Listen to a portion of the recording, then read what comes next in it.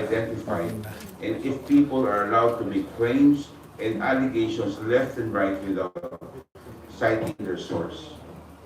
We in Congress must play a role in ensuring this information has no room in our democratic space. Mga kababayan, gagawin ng committee ito ang kanyang tungkulin at obligasyon sa ilalim ng batas. This committee has the responsibility to ensure only entities who serve the public interest and who have the good and welfare of the Filipino people as their priority should have the privilege of a franchise and the benefits which flow from the franchise. Ang dapat pangunahing prioridad ng bawat binibigyan ng prangkisa ay ang kapakanan ng taong bayan. Ang pagkalat ng mga fake news at disinformation ay labag sa kapakanan ng taong bayan. Though Congress is the one that grants any franchise, it is ultimately the Filipino people. Through their elected representatives who grant the franchise. A franchise, if you think about it closely, is the trust of the Filipino people to a particular entity to provide a public service for the public good. Ang prangkisa ay tiwala na binibigay ng taong bayan sa isang korporasyon o grupo na nagbibigay ng serbisyo at paglilingkod sa tao. It is the task of this committee as elected representatives of the Filipino people to ensure that those who violate the trust given to them by the Filipino people must face the proper consequences. Mga kababayan, gagawin ng committee ito ang kanyang tungkulin at obligasyon sa taong bayan.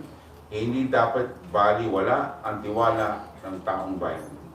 Ang mga lumalabag sa kanilang prangkisa, ang mga lumalabag sa tiwalang pinagkakaloob ng taong bayan ay dapat managot sa ilalim ng batas. Maraming salamat po, and let us start with our hearing.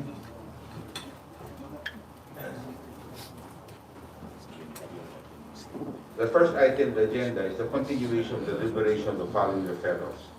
Privileged speech of Representative Dan Fernandez. No, this is wrong. David J.J. Suarez. Masyado akong bilip kay Dan Fernandez.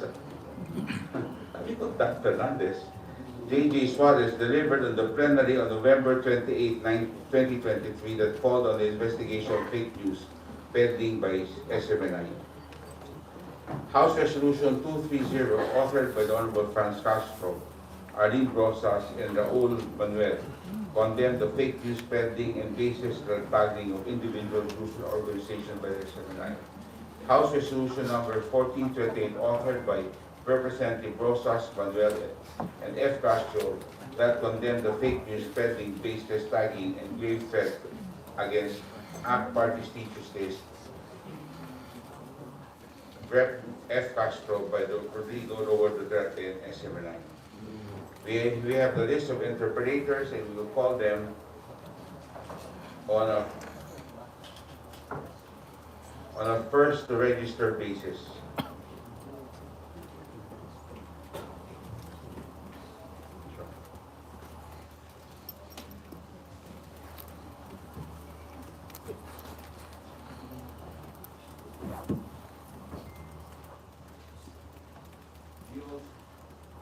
We also have the House Resolution, a resolution urging the National Telecommunication Commission to suspend the operations of Swara Sub Media Corporation, operating under the business name Sunshine Media Network, for violating the terms and conditions of its franchise under the Public Act number 1422, sponsored by the Honorable Margarita Attorney Migs P. Nograles.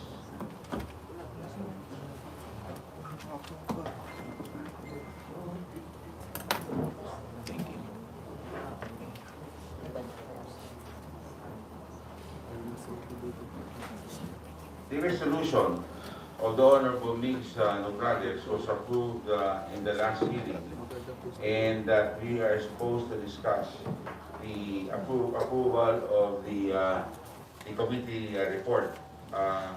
Who would like to speak for this particular measure? The chair will first recognize the Honorable Toby Janko.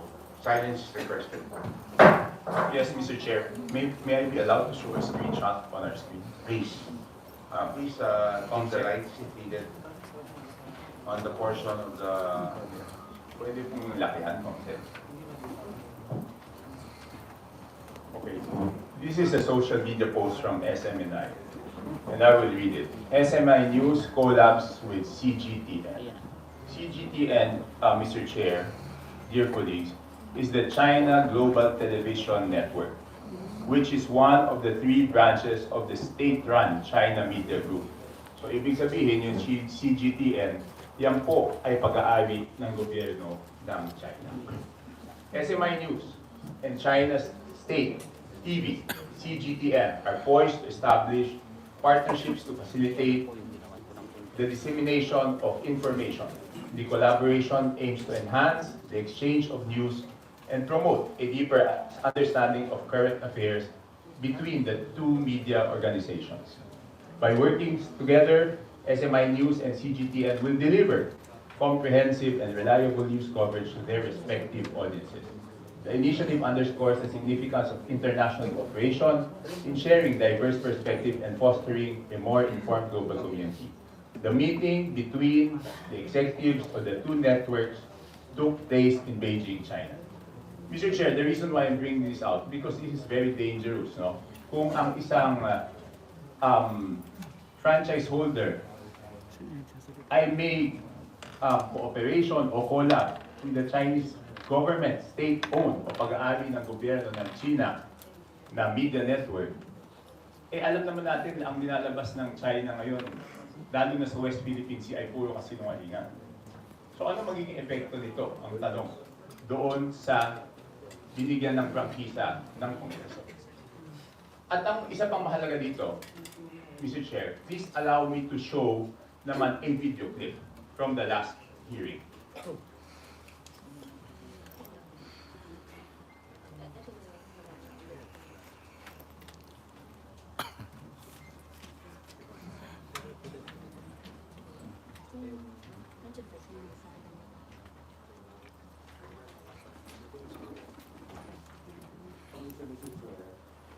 The agreement with the company is not SMNI. That's one SMNI Foundation. Ito yung sinasabi ni Attorney Tolentino na yung partnership ng SMNI at ng CGTN ay hindi pa po completed. Based on my information, Mr. Chair, the agreement with the Chinese company is not SMNI. That's one suit, but it's SMNI Foundation. That's a different company, Mr. Chair. Okay, Mr. Chair, paano po natin ma-reconcile? May we ask the representatives of SMNI, how can we reconcile this? Doon sa social media post nila, ang nakasulat po, maliwanag, SMNI News. Pero nung nandito po si Attorney Tolentino, nung nakarang Webes, sinasabi niya na hindi po SMNI News, kung hindi SMNI Foundation. So alin po doon ang totoo, Mr. Chair? Can I answer that, Mr. Chair? The lawyer, Attorney Tolentino, is recognized. Thank you, Mr. Chair. Para aplauso po sa lahat, iba yung agreement ng SMNI with CGTN. Iba naman yung SMNI Foundation with China Embassy Partnership. With China Embassy Partnership and SMNI Foundation, I have with me a memorandum of agreement with the Embassy of the People's Republic of China and SMNI Foundation. This is with respect to the basketball court financed by the embassy in Davao City and Tagami, Leyte. This project is part of Chinese Embassy's initiative for people-to-people exchanges with the Filipino community. Iba po yun. But with respect to SMNI and CGTN, This is with respect to the collaboration of SMNI and China State TV, CGTN, following the executive meeting in Beijing, China, last July 2023. The partnership of SMNI and CGTN will allow both parties to share only news videos that can be aired in its platform. CGTN has correspondents in different parts of the world, and through this partnership, they can also report SMNI, especially in international breaking news. On the other hand, SMNI will provide package news coverage. This is similar to the practice when subscribing to other international news agencies, such as Reuters, Associated Press, CNN, Mr. Chair, and Mr. Chair, Honorable before Pagdinig. Attorney Tolentino continues his statement, I just would like to remind him he's under oath. And therefore, he must speak the truth in this committee. Because if not, I'll be compelled to move to make a motion Magiging tatlo na to declare him in contempt of this committee. ang Thank you very much, magpa-fasting. Chair. Mr. Chair, yes, before we let Attorney Tolentino continue, I think in that meeting, if I recall correctly, we can ask the stenographers to check the records of the meeting. Hindi po niya sinabi that there were two separate agreements. Ang tanda ko po, ang sinabi niya, walang Samahan agreement tayo sa Jesus. yung CGTN with SMNI News at isa lang ang agreement na yun po ay yung sa Chinese Embassy at SMNI Foundation. Pero ngayon po, sinasabi po niya, dalawa po yung agreement. So please, to our stenographers, kindly check kung tama po yung recollection ko doon sa meeting na yun. Kasi yun po ang tanda ko. So magkaiba po yung sinasabi ngayon na dalawa yung agreement, magkaiba rin yung sinasabi noong nakaraang hearing na isa lang po yung agreement. So, pero habang sinecheck po ng ating secretariat yan, ang mabuti lang po, humingi na lang po tayo ng kopya ng agreement ng SMNI News tsaka ng CGTN. But still, before the end of the meeting, I would like to read the transcribed version so that we will know if he really said that there were two o ang sabi niya doon sa meeting na yun ay isa lang po yung agreement. That's all, Mr. Chair. Mr. Chair, to expedite the situation, no? Mr. Chair. There was a request by the Honorable Chanco for copies of what you're reading, those two. May I ask the page to please get a copy of what Attorney Tolentino is reading? May we have a copy while you're reading? Mr. Chairman. Yes, Mr. Chairman. Thank you very much. Mr. Chairman, in the spirit of The Honorable Dr. in the spirit of fairness, may we allow the resource speaker to recollect his statement in the last hearing, thereby asking him to find out for himself kung he mentioned those statements that was mentioned by Congressman Toby. In that case, we will be proceeding with our hearing para makatipid po tayo sa oras. Thank you, Mr. Chairman. Kasi I also believe that you mentioned that the statement, Mrs. Kim. Can I make Well, may I have the other agreement because you were told me Mr. Chairman. can I make a clarification, Mr. Chairman? I'm sorry. Can I make a clarification? Yes, but can we have another copy? You mentioned of two agreements. I only mentioned one agreement, Mr. Chairman. No, you mentioned that there's a foundation. The, There is. can I finish my statement? Okay, please. The agreement is only between SMNI Foundation and Chinese Embassy Partnership with respect to the basketball court in Davao City and Dagami, Leyte. With respect to the SMNI and CGTN, there is no written agreement yet. It's still in the process of negotiation. Okay. So we have a copy Confirmed yun. in our possession Confirmed. of the agreement Parang gusto naman ako of makita the Embassy Confirmed na po of the po siya. People's Republic of China Confirm lang, hindi ako nakita. in the Republic of the Philippines and SMNI Foundation. Yes, Mr. Chairman. So you confirm Yes, that Mr. this is a Malay copy, mo, a gusto true mo copy. pumunta rin. Yes, Mr. Chairman. Pwede ba ako? And Sabihin mo, you're saying now siya, that the marami. second agreement does not have anything in writing. Yes, Mr. Chairman. It's still on the process of negotiation. Okay. Ano ba So, itong Honorable Champo, you still have the floor. Yes, that's okay. I will just coordinate the committee secretary Okay with na raw sa regards to Lima, the it's transcript. niya. And you can proceed, Mr. Chair. Okay, thank you very much. Yes, Again, Attorney Stiltino. Mr. Chair, with respect to the other issue, Mr. Chair, subject to the constitutional rights and laws, Mr. Chair, and for the spirit of Christmas and humanitarian reason, Mr. Chair, I'd like to request this honorable committee to the chair that my two clients, Ka Eric Celis and Dr. Lorraine Badoy, be released from detention, Mr. Chair, with undertaking that they will write a formal letter to this honorable committee through the chairman about this request, Mr. Chair. Thank you very much, Dr. Tolentino. We will await those letters. We're in receipt of one, but we still don't have another one. So anyway, we will go to the proper, at the proper time. I will be calling on you. Thank you, Mr. Chair. Mr. Thank Chair, you very before much. we proceed, Yes. may I ask, sino po yung nagsulat? Dalawa yung kinomtem po natin, si Celis and si Badoy. Yes, Sino na po ba nagsulat requesting for reconsideration? well, we Yes, sir, I think- are in receipt this morning of a letter from Eric Celis, and we will read this later. We will have to proceed with the hearing, Thank you, Mr. Chair. and after we have started, we will go to the portion where we will be discussing this. Thank you So, very much. Mr. Chair, for clarification purposes, we only have one letter at the moment. that Yes, has been we do have, we only have one. So wala pa tayong letter coming from Badoy. Opo, wala pa po tayo dito. Thank you very much.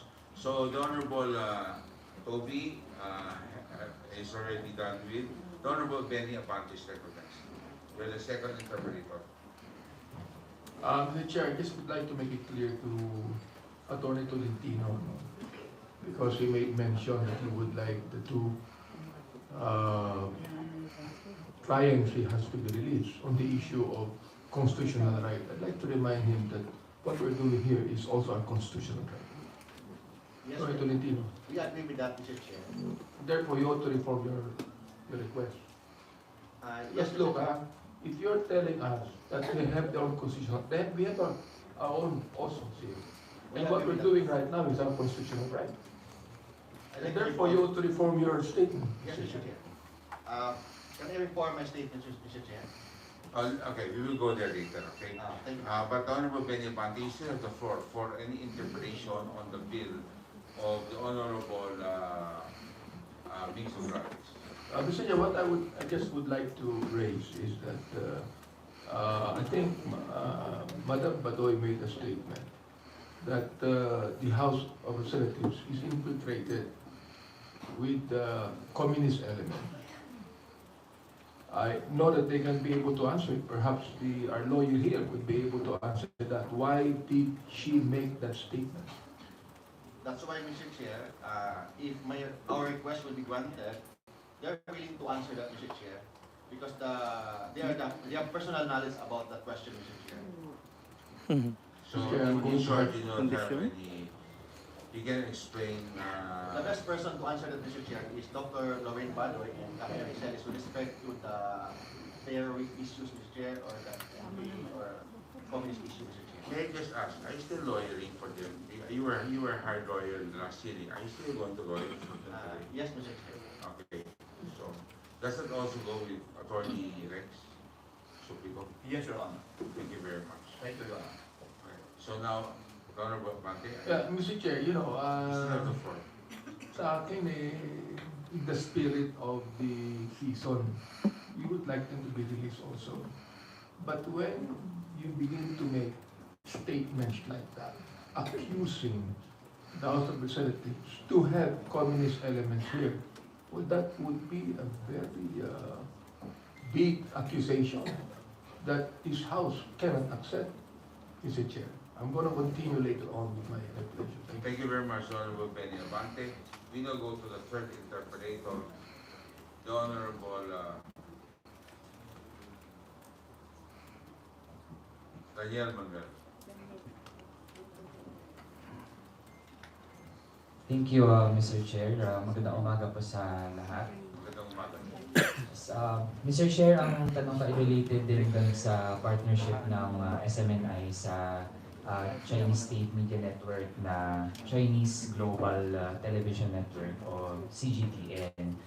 Mr. Chair, may papa-flash po sana tayo na ilan sa mga na-observe din natin regarding this partnership kasi Meron pong isang tweet ang account na SMNI News sa platform na X, which is formerly Twitter, announcing this deal. Ang sabi po dun sa tweet, at kung maaari po ay may-flash din ito, and I quote, "Isang partnership deal ang nakatakdang isapinal sa pagitan ng SMNI News at ng China Global Television Network or CGTN para sa pagbabalita." End of quote. Tapos Mr. Chair, sa ilalim po nun ay yung link sa website ng SMNI News. That would be smninewschannel.com. Ito po ay na-tweet noong July 18, 2023. I'm Mateus. I'm May 27. flash na po ba I'm sure. natin? Sige, well, natin po natin Mr. Chair para din explain ko ang nilalaman nitong nakita po natin. So, part po ng tweet ay yung link. So, kung i-click po yung link, dapat makikita ang news item ng SMNI to further explain ano ang partnership deal. Pero Mr. Chair, pag na-click na po ang link, ang lalabas na po ay yung error na mensahe, 404, oops, that page cannot be found. So Mr. Chair, may we know bakit po hindi na makita ang ganitong web page sa smninewschannel.com? Mr. Chair, can I ask if it is Facebook, YouTube, TikTok, and I know what platform is that, Mr. Chair? Mr. Chair, I just mentioned, may tweet po sa X, which is formerly Twitter, tapos may link po ng page. Pero ang link po mismo pag ini-click, ang lalabas po ay wala na ang page.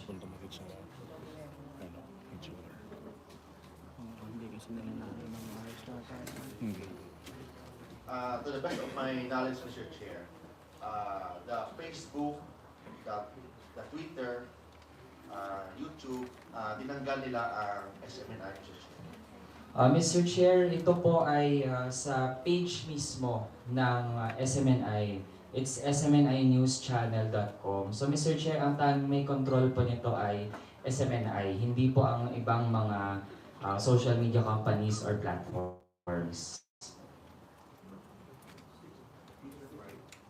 There's someone who can answer this correctly. Please introduce yourself and what position do you hold?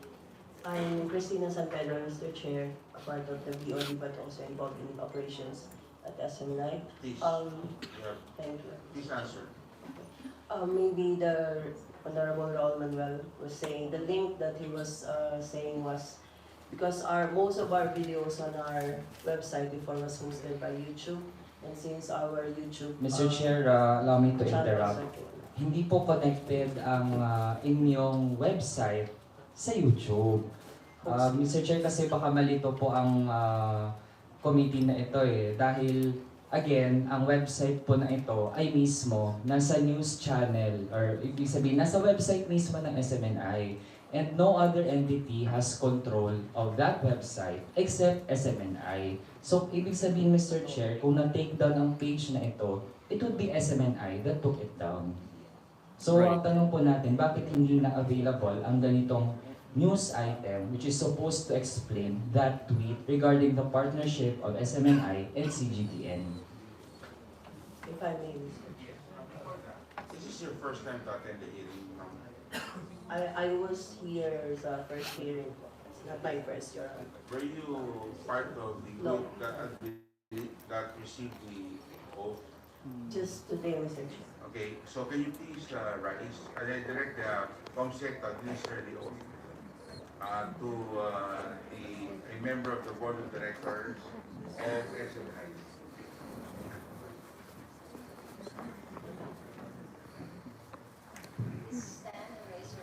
Kung sino po nandito na naimbitahan na galing po sa SMNI na bagong imbitahan, please suway-suway na po kayo tumayo. May I follow Ms. Hannah Jane Sancho, Ms. Christina San Pedro, Dapat pinaka Ms. Mas stable yun. Ito mga Ms. Doris Nepomuceno, Brother Marlon Acobo, and from the AMLAC we have Governor N. Remolana, From the NLRC, may I ask Mr. Presiding Commissioner Victor Avesilia. And from BIR, Ms. Marilu S. Nevit, will take the oath. Please raise your right hand. May I point out, Mr. Chairman, that the representatives of the Anti-Money Laundering Council are Attorneys Romeo Raymond Santos, that is me, Attorney William Russell Esmala, and Attorney Jeffrey Alvarez. May we also ask all of the AMLAC to please rise. Kung meron pa ho nandito na hindi pa ho na naimbitahan na hindi pa ho na-register ang oath, kayo na rin po. Kung meron pa ho. Okay. Please raise your right hand. Do you swear to tell the truth, the whole truth, and nothing but the truth before this congressional inputs of Thank you. Thank you very much. Thank you very much. Sa mga panahon. So, we now proceed. Please reply to the question raised by the Honorable Manuel. Thank you, Mr. Chair. To the best of my knowledge, we have discussed that with our technical persons that some of our videos are being hosted in YouTube, so therefore it disappears. That's as far as I know about disappearance of videos. Honorable Manuel. Mr. Chair, I don't think we have to be technical experts about internet and websites para po maintindihan na hindi po katanggap-tanggap ang naging sagot. Mr. Chair, ayun po naka-flash na sa ating screen. Ay kung pwede po ma-back para mapakita lang natin ang tweet regarding the partnership from the Twitter account. So Mr. Chair, ayun, yan po ang tweet mismo ng SMI News at andyan po yung link, yung naka-blue. Tapos po, kapag i-click na po ang link, ayun po, pwede na pong next. Yan po ang lalabas. So again, that website is by SMI News itself.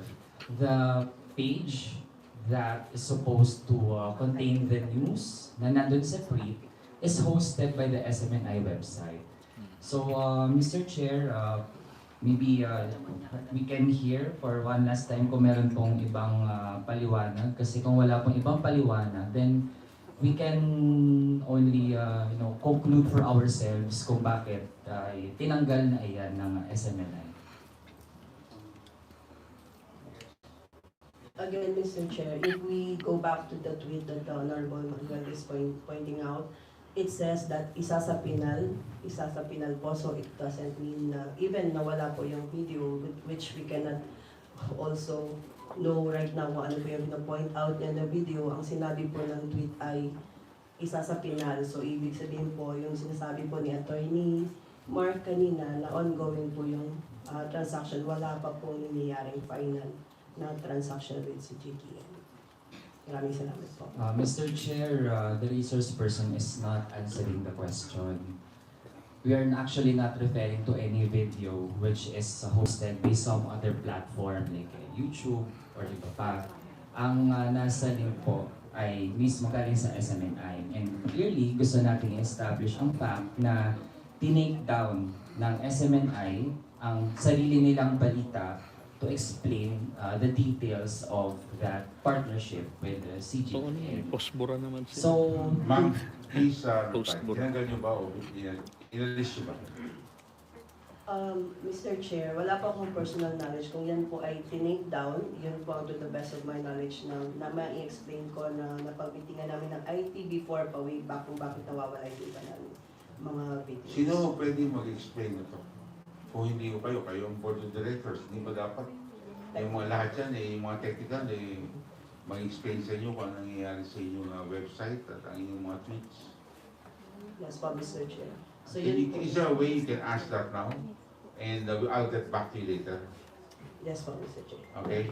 And yan, I know si Attorney Rolex, kino-coach ka rin yan. Kaya, Attorney, baka pwedeng patawagin po natin at malaman po natin para matapos na ho itong mga issue ko din. Maghihiling na naman ako para lang pag-usapan po yung mga issue niyan. Okay? Yes, Your Honor. Salamat, Attorney. Ang nilagalan na Attorney Rolex Suplido. Thank you, Your Honor. Isang elementary pa lang ako, binabasa ko na yan. Sa dati. Ngayon, kasama ko na. Okay. At roommate ni Congressman Dan Fernandez na inamin ni Congressman Dan. Ang ganyan, yan yung ibang usapan yan, ha? Kung ano pong, at saka may relationship yun, binanggit mo, no? So, papanggitin natin. Gusto ko malaman ang klase relationship yan, Kong Dan. Okay. Sige. Now proceed. The Commonwealth has the floor, please proceed. Thank you, Mr. Chair. So dahil po, apparently ina-take down ang news item na ito, galing mismo sa SMNI, they posted it, and then tinignaw din po nila. So tatanungin na lang din po natin ang mga detalye. So dun po sa partnership ng SMNI News tsaka CGTN ay aside dun sa video sharing, ibig sabihin po ba noon, the Chinese media can feed us with videos na pwede natin i-play dito and the other way around? Ano po ang terms na gustong ma-achieve ng agreement ng dalawa?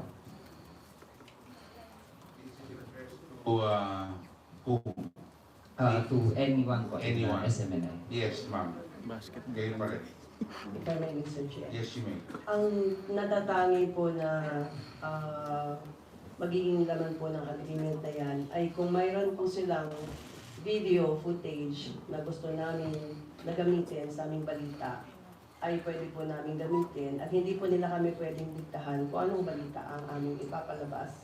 The same goes with them. Katulad din po yan ng subscription sa routers na pinapaliwanag po kanina ni Atty. Mark. Ganun lang po. Mr. Chair, dahil nga isa sa mga issue na mahalaga din at dapat nga ay may active role ang lahat ng mga Pilipino ay ang pagdepensa ng West Philippine Sea.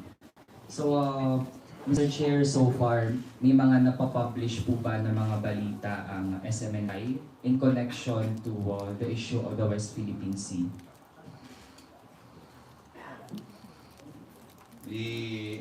Ma'am, who will reply? Yes. Please state your name. Good morning, and sir. position. Hannah Sancho, SMNI po. Member ko ng BOT and kasama din po sa operations ng SMNI.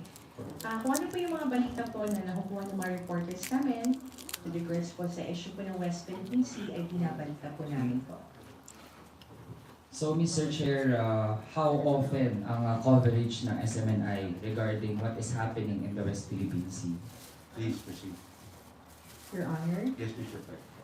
whenever magkakaroon po ng press conference na pinapatawag po ang Department of Defense or Philippine Coast Guard in relations po sa West Philippine Sea, meron po tayong reporters po na nagko-cover and binabalita po nila on the same day. Yung mga big reporters po tayo sa Defense, sa PCG po, lahat po ng areas na may concern po sa West Philippine Sea.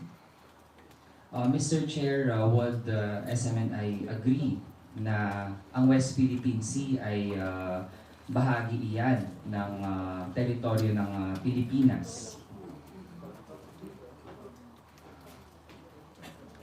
Who will reply? Attorney Tolentino. Yes, Mr. Chair, we agree that West Philippine Sea is part of the Philippines.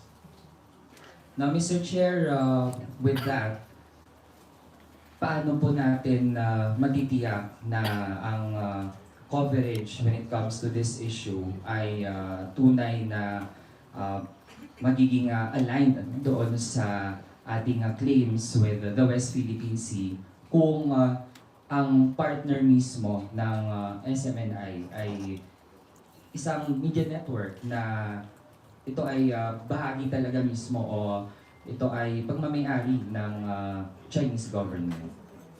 Sama sa sinasabi ng ating director, hindi didiktahan ang SMNI kung ano yung news na ipapakita. But based only on the video, hiraman ng video, same also yung ginagawa ng other media networks na mga subscribers. Kasi yung subscription kasi ng Reuters, yung agency France, may bayad po yan. But with respect to CGTN, walang bayad po yan. So, yun ang pagkakaiba. But still, ang ginagamit natin, yung mga video clippings, maganda lang po, but it doesn't mean na may dikta on the part of the CGTN to the SMNI. In fact, per record, Mr. Chair, wala pa pong final written agreement with SMNI and CGTN? Mr. Chair, what is the timeline of that agreement? When is that expected to be finalized at kailan mapipirmahan? Who can reply? Attorney? Yes, ma'am. Thank you, Mr. Chair. For now, wala pa pong timeline itong mga usapin na ito sapagkat lumalalim po ang ating usapin sa West Philippine Sea. Yun lang po. Can SMNI elaborate on that, Mr. Chair? Kasi ang nabanggit kanina, whatever is the stand of, for example, China doon sa West Philippine Sea, hindi daw makaka-affect sa kanilang coverage. Pero ngayon, Mr. Chair, ang binabanggit dahil umiinit ang issue, then hindi pa definitely makapagsabi ang SMNI, kailan mapipinal ang agreement? Katulad po ng sinabi ko, Mr. Chair. Yes, please. Yes po. Katulad ng sinabi ko po kanina, wala pa pong final date dahil hindi pa po kami uli na kikipag-usap sa CGTN kung kailan po ito maisasapilan. Kaya po ang aming mga balita ay isasapilan. Sige, Mr. Chair, kasi ang naging tweet mismo ng SMNI News, ang pinakita natin kanina, ang sabi po doon, the partnership deal is set to be finalized. And ang date po nun ay July 18, 2023. So Mr. Chair, ilang buwan na rin ang lumipas, kaya I think it is timely for us to ask, no? Kasi nga ang involved dito ay ang patuloy na operations ng SMNI, and we have the right to know kung kailan talaga mapafinalize ang ganitong agreement, kung ito naman ay titindigan talaga ng SMNI na matuloy. Mr. Chair, Yes, Attorney. the last meeting with the executive of SMNI and China State TV, the CGTN, was last July 2023. But still, we are still in the process of negotiation. It's not yet final. Hopefully, as soon as possible, as long as wala pong ma-violate na law, ng ating batas, we will agree. But assuming na may violation of the law, we will not sign any agreement with the TV, CGTN. That's why we would like to undertake na yung SMNI, we will follow all the laws and the Philippine Constitution with respect to this agreement. Na Mr. Chair, ang kasunod po natin na magiging tanong, no? Dahil ang SMNI, as we have observed, naging part ng kanyang pag-present ng mga balita, whether totoo man o hindi, ay ang pag-red tag sa iba't ibang mga tao. Mr. Chair, concerned ang ating mga mangingisda na nandyan sa area na malapit sa West Philippine Sea. Dahil sila sa totoo lang, mahal nila ang bayan, tapos ang at stake dyan ay aside sa territory natin, kabuhayan nila. Now, Mr. Chair, they are very bothered with this kind of partnership dahil kapag halimbawa sila ay nagsalita in defense of the West Philippine Sea, paano sila i-cover ng SMNI kung ganon kasama ang tingin sa mga taong nagpapaabot lamang ng kanilang mga hinaing? They fear that if ever lumala ang nangyayari sa West Philippine Sea, baka sila pa ay i-red tag ng SMNI, tatawaging mga kalaban ng bayan. When in fact, what they are doing is actually in service of the goals of our country. The reply, does that, are you asking for a reply? Yes. Attorney Tolentino. We believe, Mr. Chair, that there is no red tagging. We never practice red tagging, and in fact, wala po sa batas ang red tagging, Mr. Chair. So, so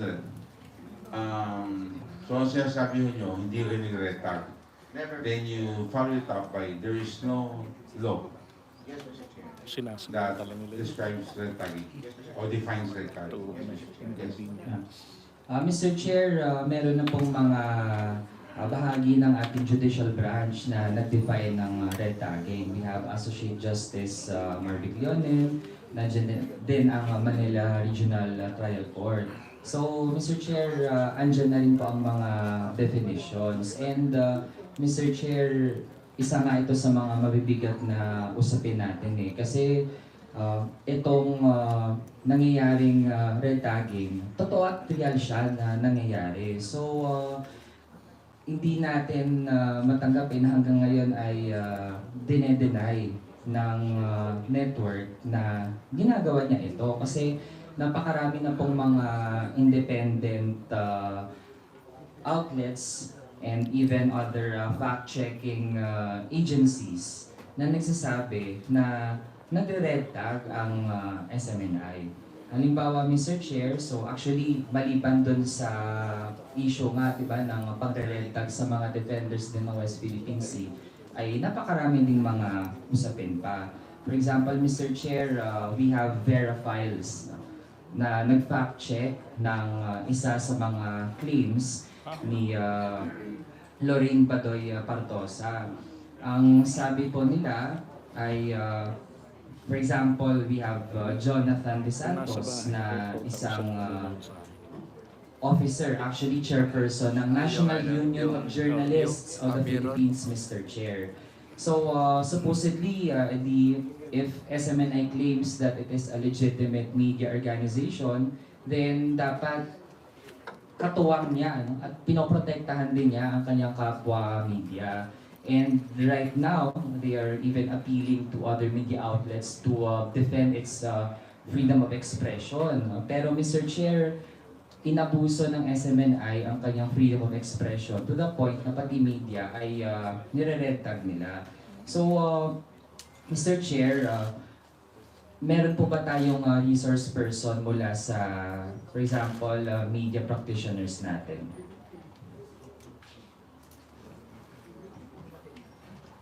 Yes. Mr. Chair, meron po bang from like media practitioners? Yes. Yes. Can you already reply? Kasi we will have to move, no? We're still discussing the bill of the Honorable Nograles, the committee report. So we will have to wind up already, so that we can move on to the other questions. No? Okay. Yes, please. Mr. Chair. Yes. You've not did red. You. Mr. Chair. Honorable Nograles, I'm sorry, ma'am. Resolution pa po, hindi po bill yung pinag ko, resolution po. Yes. Resolution po. Sinasabi mo kasi Mr. Chair bill, hindi po bill. My apologies. The resolution authored by the Honorable Nograles. My apologies. We now proceed, please. Mr. Chair, I was asking if meron pong mga resource person tayo from like media practitioners or media groups. Please. Mr. Chair, with all due respect, I will refer the question of the Honorable Raul Manuel to our in-house consultant for broadcast operations, Mr. J. Sosa.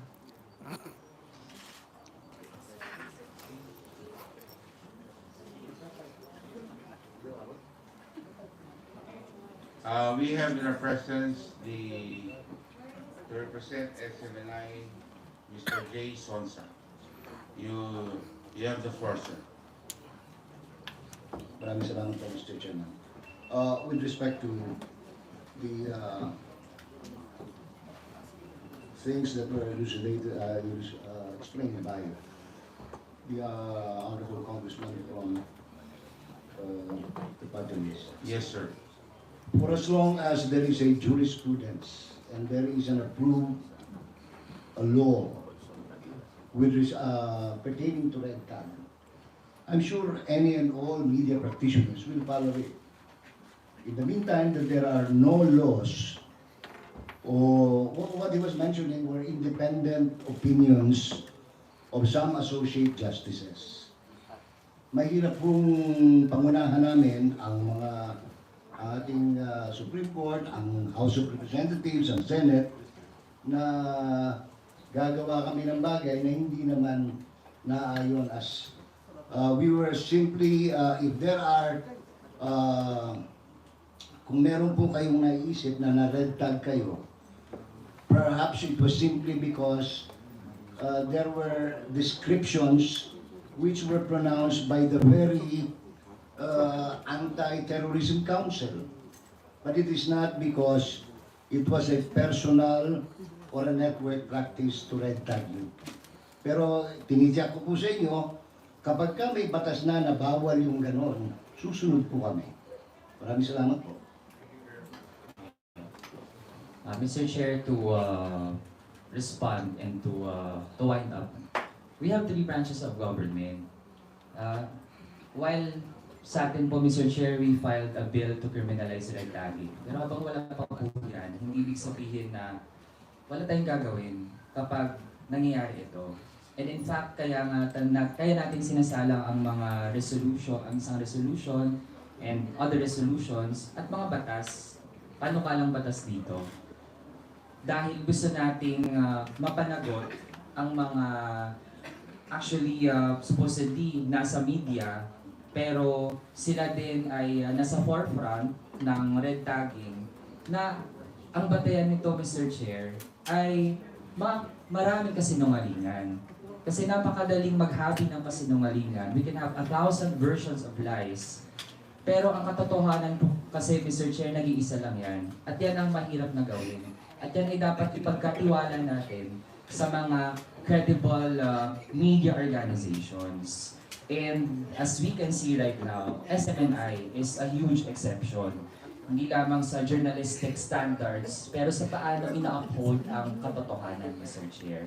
Kaya with that, given the detrimental effects of what SMNI is doing, hindi lamang sa mga kababayan natin na nagpapahayag, mayroong mga advocacies, pero may implications na rin sa national sovereignty natin, Mr. Chair, with this partnership na as we can see, parang hindi nga rin talaga lubos na madepensahan dahil tinigdown pa ang sarili nilang news item.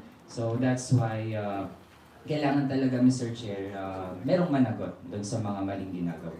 That would be all for now. Thank you, Mr. Chair.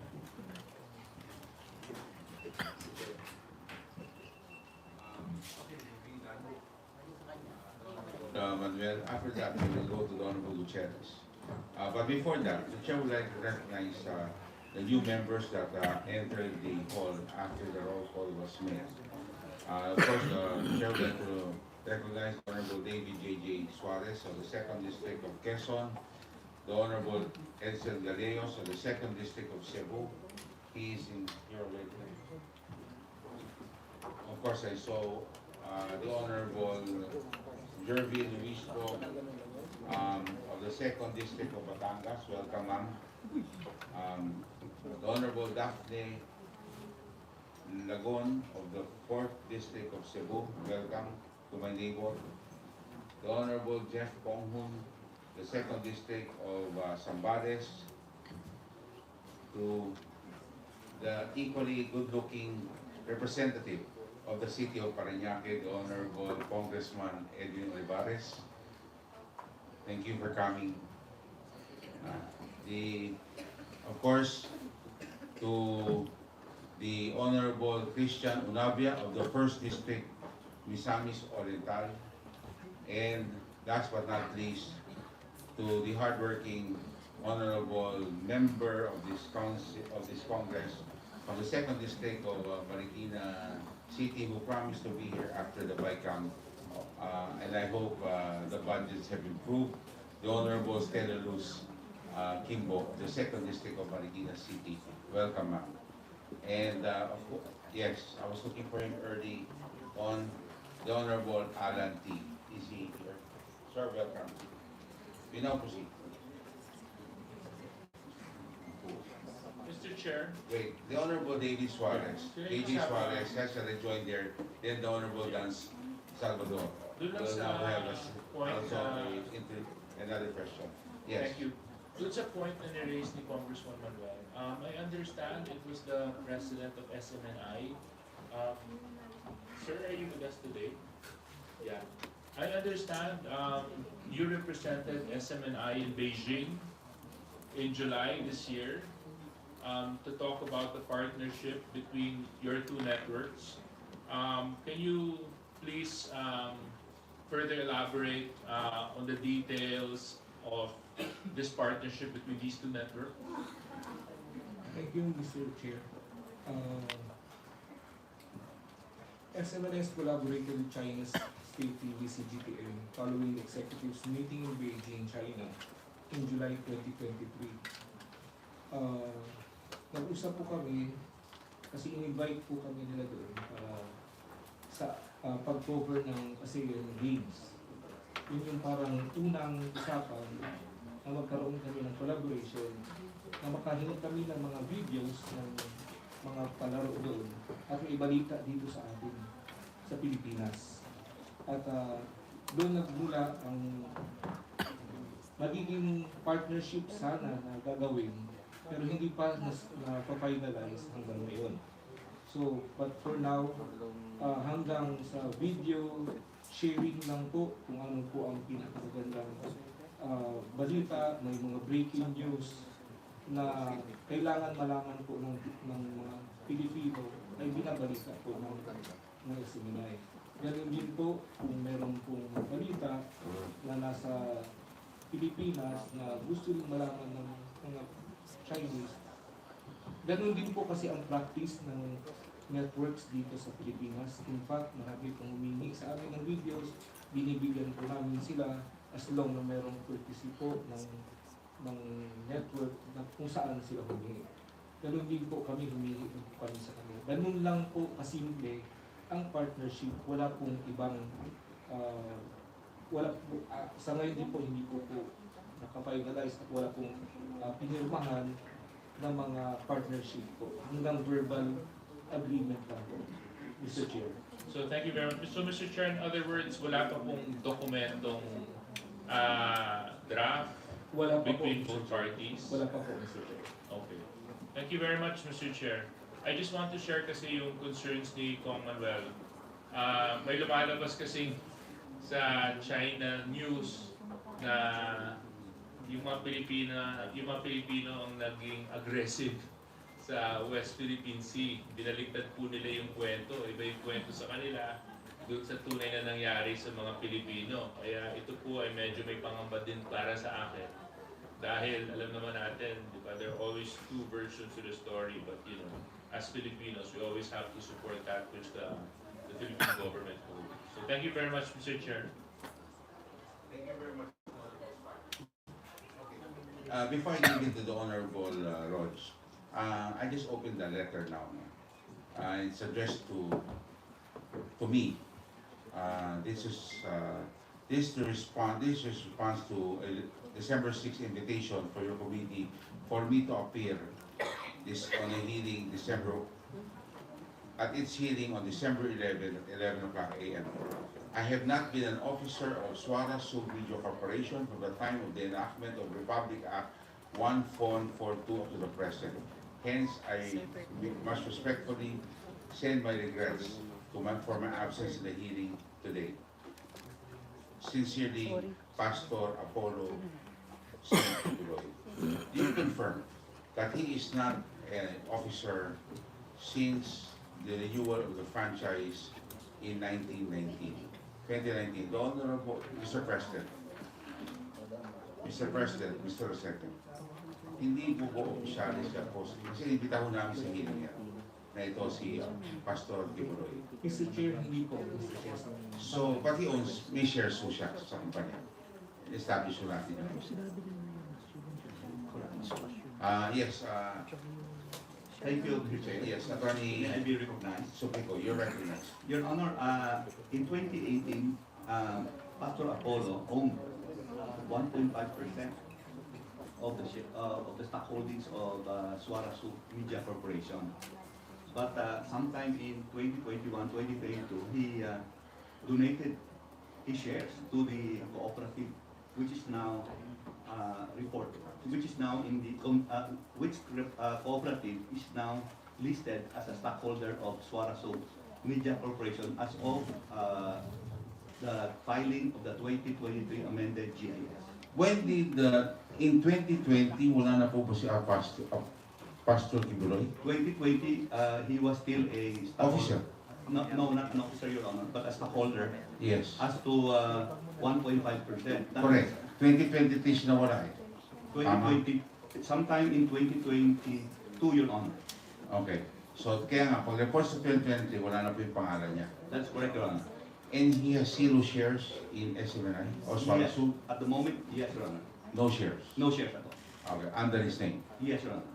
But if he is a member of the cooperative or any other company, then he could still have his shares. He is not a member of the cooperative, Your Honor. He's not also a member. That's He's not correct. also a director of any of the other corporations that are involved in the Seoul, how about the Seoul Corporation? Yes, Your Honor, he is not. He's not. Yes, Your Honor, he is not. So in any form, shape, or manner, he's not an owner. That is correct, Your Honor. Okay. Are you feeling better now? Because last hearing, you had to run to the clinic. Are you okay? Well, I'm monitoring my BP, Your Honor. Okay, so I hope you're okay. Thank you, Your Honor. Yes. Short. Yes, the Honorable Kimbo. Yes, in the last hearing, I made a manifestation that based on the GIS, Mr. Apollo Kibuloy was listed as ultimate beneficial owner. I believe until 2021.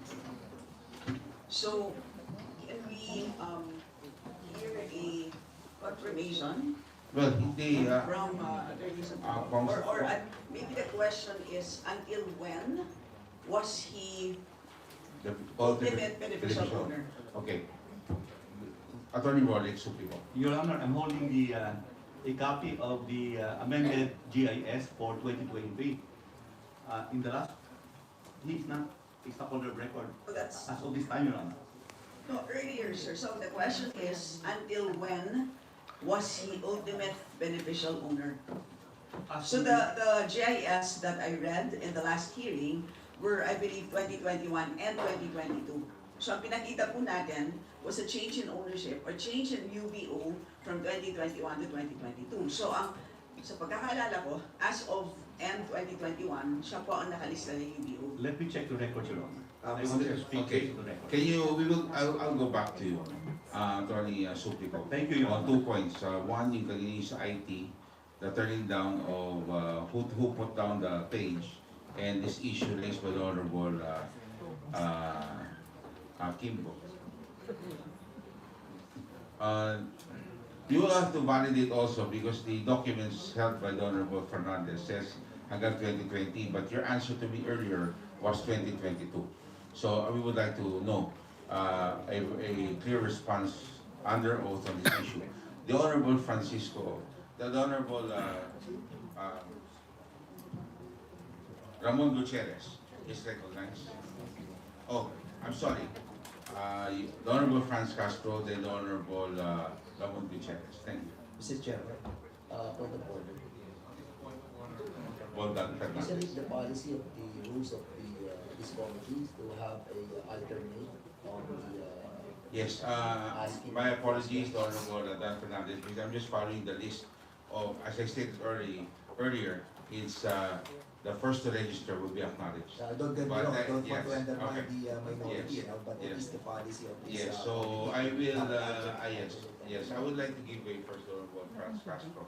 Then if the Honorable Gutierrez will give way to you, then you will go for it, okay? Kasi- As a senior member, Kasi yung kasi majority are also because they, included. yeah, but you will have to put your name. Because you know, if you're not in the list, then I will not be able to determine who's majority and minority. Like, you know, tiyo ko po yan, kaya ko pong sabihin yun. The Honorable Franz Castro is recognized. Thank you, Mr. Chair.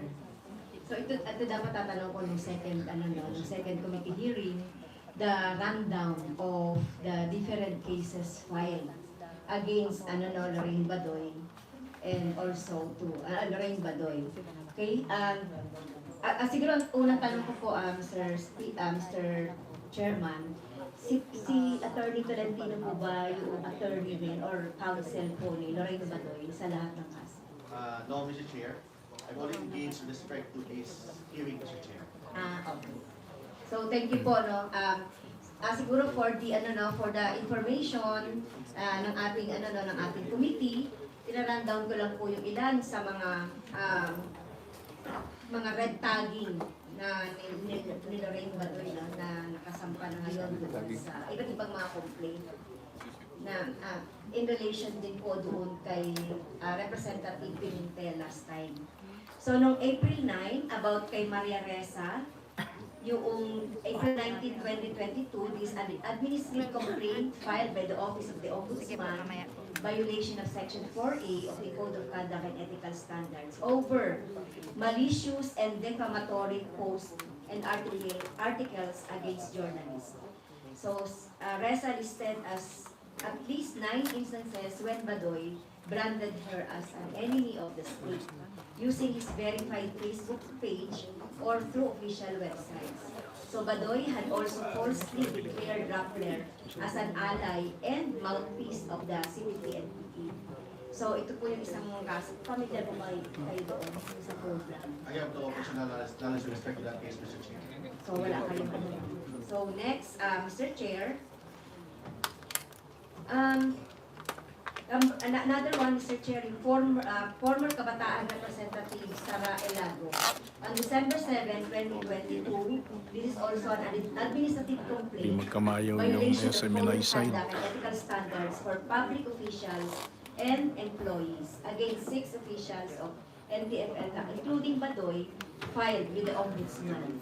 Badoy and other officials were charged and committed grave misconduct for repeatedly claiming she was a communist rebel and accusing the Progressive Party's group of acting as a front organization for the CPP. So, former Representative Elago argued 6 government officials were acting in official capacity and are guilty of malfeasance when they made claims against her. So, ito rin po, isa rin yung kaso. And then on December 4, 2020, ito po yung kaso ni Lorraine Badoy when she was still a spokesperson of the NTFL 2020 pa po. So, December 4, 2020, by karapatan, criminal and administrative charges against Badoy, NSC, Hermones Esperon Jr., Antonio Parlade, and Mocha Uson for crime against humanity by persecution under 2009 law incorporating international humanitarian law. So, Karapatan Secretary General Cristina Palabay said she and Karapatan had been persistently tagged as terrorist members or supporters of the CPP-NPA by the respondents. So, yan, isa pa. So, ibig sabihin, Mr. Chair, so, ito pong si Lorraine Bador, talagang persistent, consistent po yung mga red tagging na ginagawa. Hindi lang po siya ngayon, sa nakalipas pa, even before ngayon na pinapatawag natin sila. So marami po pong kaso. And then, another case po, sa Supreme Court, October 2022, various lawyers, judges, law practitioners, and their respective organizations. So, the Supreme Court, motu proprio, and the following numerous formal and informal complaints raised to its attention, ordered her to explain why he shouldn't be cited in contempt after her online rants against Judge Magdosa Malagar. Her rants were spurred by decision junking the government's petition to proscribe as terrorists the CPP-NPA. Magdosa Malagar said crimes alleged in the government petition were against the law but did not fall under the terrorism as defined in the HSE. So sinabi po dito sa isang kanyang programa, Mr. Chair, if I kill this judge, and I do so out of my political belief that all allies of the CPP-NPA-NDF must be killed because there is no difference in my mind between a member of the CPP-NPA-NDF and their friends, then please be lenient to me. She has also insinuated that Judge's husband, UP Cebu Chancellor Leo Malagar, has links to CPP-NPA and used to be communist patriot. And days prior, the SC also issued a stern warning against those who continue to incite violence against judges and their families.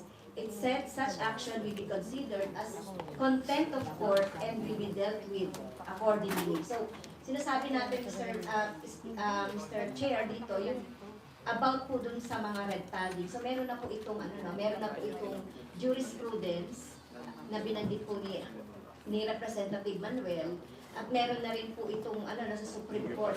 Okay? Yung tungkol po doon sa desisyon ng Supreme Court na sinulat po ni Justice Leonen. And isa pa po, last na po ito, Mr. Chair, yung Ibon Foundation, February 10, 2020, administrative complaint with the Ombudsman against Badoy, Parlade, and Esperon further persistent attacks against and red tagging of progressive groups, which the policy research group said violated provisions of Code of Conduct and ethical standards for public officials and employees, conduct grossly disgraceful of the public interest, unprofessional, unjust, and insincere political bias, unresponsive to the public, distorting nationalism and patriotism. So leading up to the complaint, Badoy, in an episode 1 News, the chief claimed that Ibon was part of the CPP instead of addressing Ibon's concern. After, in fact, check numbers cited in the Duterte legacy campaign. So, ito pa po yung mga madadagdag natin, mga complaint at kaso po against Biko kay Lauren Badoy. So, meron po kung ilang tanong po dito sa KBP. Nandiyan po ba ang KBP, Mr. Chair?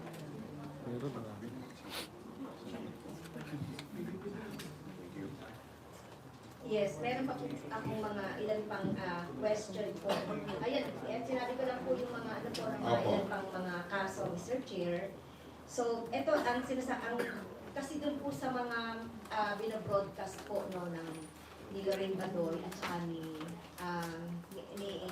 Eric Celis, Mr. Celis, tungkol doon sa kanilang mga pagsinungaling, lying, unconfirmed na mga report. So, gusto ko lang po siguro matanong, maybe it's NTC, KBP, at saka kung meron din po dito yung MTRCP, Mr. Chief. So, una pong tanong, bakit po di pwede ang mga side comments expressing personal opinion sa isang news program? So, pwede po ba ang KBP na sumagot doon? Mr. Chair, that provision was included in the Code of Ethics of KBP so that the public is not misled between a news and a commentary.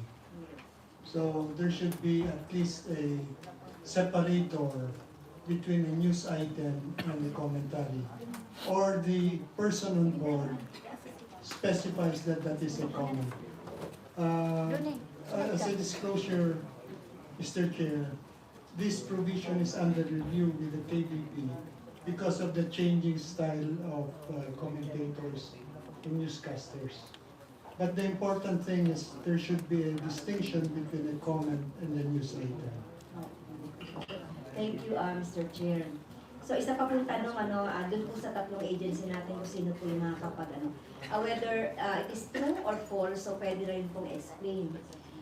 So, after airing information provided by a confidential source, quote-unquote, an effort should be first made to look for a source who can identify or who can elaborate the information provided by the confidential source. So, is it true or false po? Mr. Chair. Mr. Chair? May I be allowed to answer? Yes, please. It is good practice to have independent verification. The verification of news from a informant, it should not be standalone. Ethics demand and good media practice demands that you make an independent verification from sources outside of the informant. Thank you po sa KBP. And then, ito rin po, true or false then, explain. Rumors or gossips shall not be aired in guise of news, using terms like anonymous source, confidential source, or unknown source, shall not justify the airing of rumors and gossips, especially in news program. That's correct, Your Honor. So, it is true po. Yes, it is true, Mr. Chair. Yes, so it is ano no on section 4H article 1 of the new sources po. Tama po. Okay, so when when an unconfirmed reports are aired, it must be emphasized that they are unconfirmed.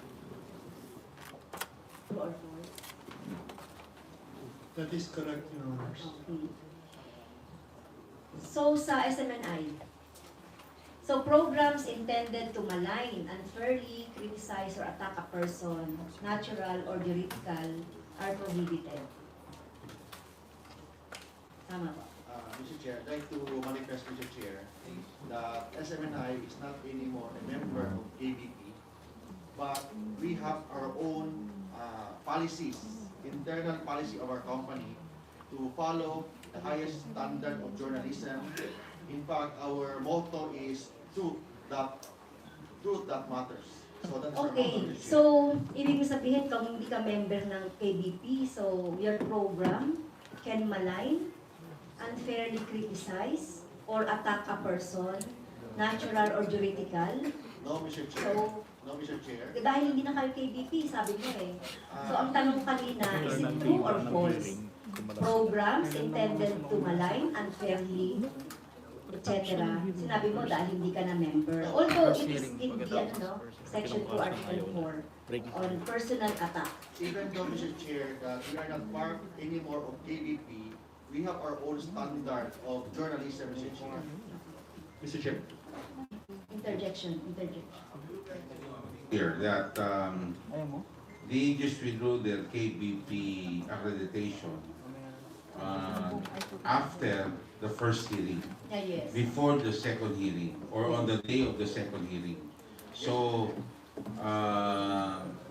that's please take note of that, those dates, okay? And this hearing commenced or started, they were still members of the KBP. Thank you. Yes, please proceed with your line of questioning, the Honorable Frank. Are you done? Kong Gutierrez? Thank you, Mr. Chair. With the indulgence of my colleague, please proceed. Short interjection. First of all, I agree, Mr. Chair, precisely the point I wanted to raise first, that despite the withdrawal from membership of the KBP, this does not excuse the SMNI, for they have been bound during their membership, and all of these instant cases were during that period. But that aside, Mr. Chair, another thing that we'd like to bring up, I believe during the last hearing, I think it was Congresswoman Stella Timbo, who requested the manual of operations, code of ethics, and everything that came to follow. Mr. Chair, may we confirm with the officers of SMNI if they have submitted the same before this committee? Attorney Delantino. Yes, Mr. Chair, we have with me the manuals of operation, including, Mr. Chair. No. Have you submitted, the question was, have you submitted that to Committee Secretary? Not yet, Mr. Chair. We will submit now, Mr. Chair. Mr. Chair, unfortunately, we wanted to have that right away so that we can study before coming to this hearing. How are we going to make use of that very thick, voluminous document in today's hearing kung ngayon lang po sinasubmit? That is our concern, Mr. Chair. And I believe there are other documents that this committee requested last hearing that have not been submitted. So that's something that we most respectfully want to ask the COMSEC to review, no? Just those 2 points. Thank you very much, Mr. Chair. Okay, thank you very much, Honorable Ramon Gutierrez. Anyway, can you please just submit those documents? And maybe ask the page to please get those documents already today. And the other documents that were requested from you, so that we can review. If we will have to call even a hearing, remember, I already have the permission to conduct hearings even during the Christmas period. So, if you do not submit, Attorney Tolentino, we will call you on December 25, okay? For a hearing. And Attorney Rolex will be okay. Mr. Chair, I to put on record that we are submitting right now, Mr. Chair, the code of the manual of operation of SMNI. Second, Mr. Chair, all the contracts, all our co-production contracts, and back timers, Mr. Chair. And third, Mr. Chair, we're also submitting the contract advertisements of all the contracts of SMNI. Is that all in the folder that you're submitting? Yes, Mr. Chair. Thank you very much. Page, please retrieve the folder, and we will review, and we will give soft and hard copies to all members of this committee, including the Honorable Ramon Gutierrez, who is very particular with the contracts and the operations manual, with the Honorable Stella Kimbo. Are you done, Honorable Franz Castro? Kasi po, si Honorable Dan Fernandez I'll be asking as well, Mr. Chairman, in relation to what the, okay. The Honorable Dan. the gentleman, Yes. I mean, Attorney Mike Tolentino, they have submitted also the service agreement with the different Yes, Yes. sponsors. Andyan na po. But have you submitted also the official receipts and different invoices that together with all these agreements? It was not part of our, but we will submit that, Mr. Chair. I remember the last Okay. time we asked for the submission of all these document as well. Yes, the invoices. Only the contract, Mr. Chair. Yeah, I know, but Maybe- for us to find out yes. if they are totally paid or not yet, invoices pa lamang binibigay nyo. So we need that document as well. Okay. So please We submit. will submit that within the day, Mr. Chair. Okay. The order is we will request SMNI to comply with the request of the Honorable Dan Fernandez. Ma'am, you still have the floor. Thank you sa clarification, Mr. Chair. Mahalaga itong tanong ko na ito dahil pinapakita natin dito yung responsibility po ng SMNI sa kanyang mga whether it is black timer, whether it is their talent, ay may responsibility sila na sumunod po doon sa tamang mga rules natin, o kung di man sila kasama doon sa KBP. So itong babanggitin ko at ipapakita ko mamaya na situation at program nila ay before naman na yan na matanggal sila sa KBP. Pero hindi ibig sabihin dahil tanggal na sila sa KBP, hindi sila magpa-follow ng yung tamang tamang pag-broadcast. Opo. Okay? So kaya ang tinanong ko dito, sinabi ko kanina, true or false, programs intended to malign, unfairly criticize, or attack a person, natural or juridical, are prohibited. Okay? Although nandiyan yan dun sa KBP, So, is it true or false? Kasama din ba yan doon sa, Yes, Attorney. Attorney Tolentino? Understand, Mr. Chair, although we are not anymore a member of KBP, we have our own standard of ethics, we have our own standard of journalism, Mr. Chair. Okay. Okay, so ano nga yung standards ninyo as regards the program that intend to malign, unfairly criticize, or attack a person, natural or juridical? In compliance with our practice, Mr. Chair, certainly also the manual of operations, Mr. Chair, that we're going to submit today to the Honorable Committee, Mr. Chair. Okay. Okay, kasi Mr. Chair, itong sinasabi ko kanina na standard na hindi dapat nagawa. Before, sa akin, sa organization, or even din kay the Congress, yung tungkol doon sa tungkol sa travel, etc. So, kailangan ay makita natin yung ng SMNI as regards to this, itong mga sinasabi natin pagmamalay. Okay, meron po last na, Mr. Chair, maipakita ko lang sa inyo yung isang program nila, yung Laban sa Bayan, kaugnay dun sa pagmamalay sa akin. Yes, at pagbibigay sa akin ng Can we hear the video? As first, I don't know. Please dim the lights.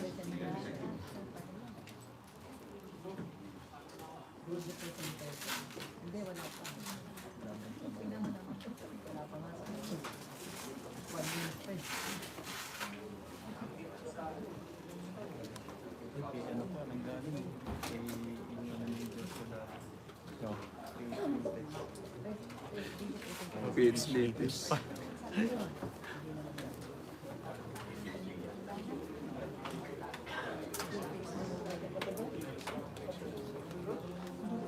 Palagay ko iba to. Iba yung ipi-play. Yung pagtira.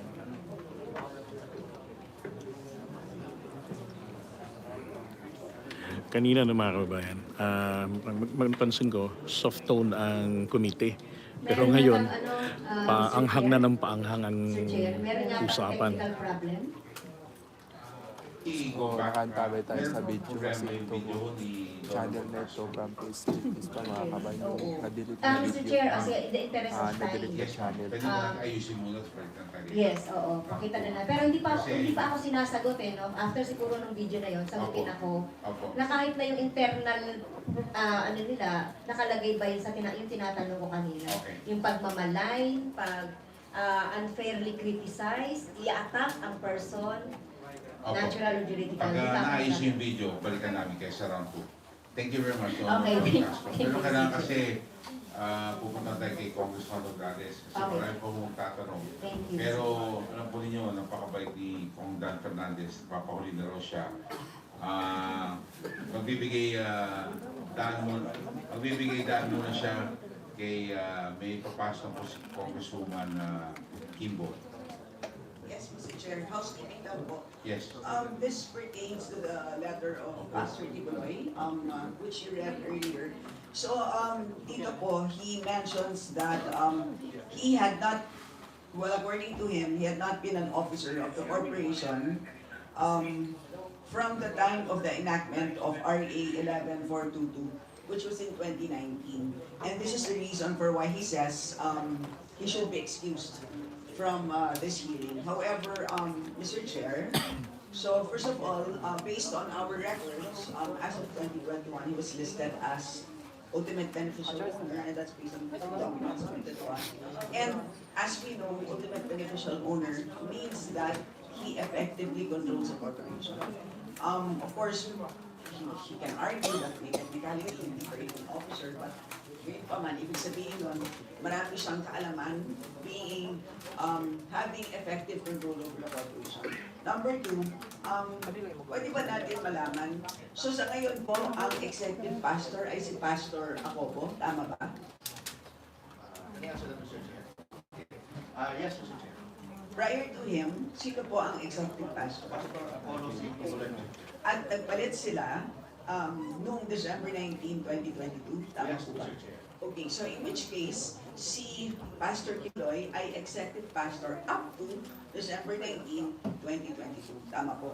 Yes, Mr. Chair. Yes, in which case, Mr. Chair, ibig sabihin nun, parang mislead yata tayo ng sulat na to. Kasi even after the enactment of the franchise agreement, siya pa rin po ay officer ng corporation, being the executive pastor until December 19. Can you explain to that, Mr. Chair? There is a legal concept with respect to corporation soul. A corporation soul, usually this is a corporation with respect to religious organizations. If you are the chief executive minister, you're holding the properties of the church as a trustee of the church. The real owner of the church is actually the members of the church. In fact, that is based on section 108 of the revised corporation code, Mr. Chair. So that is corporation code, corporation soul, different from one-person corporation or an ordinary corporation. Mr. Chair, hindi naman po ito korte. Opo, yes, purpose naman po ng hearing. Attorney Tolentino, ang tanong mo yan, I mean, huwag mo tayo naman, kasi we're talking about sole corporation, huwag mo tayo ikot masyado sa officers. We're talking UBO, ultimate beneficial owner. Who has effective And control over the yes, corporation. that is the question of the honorable.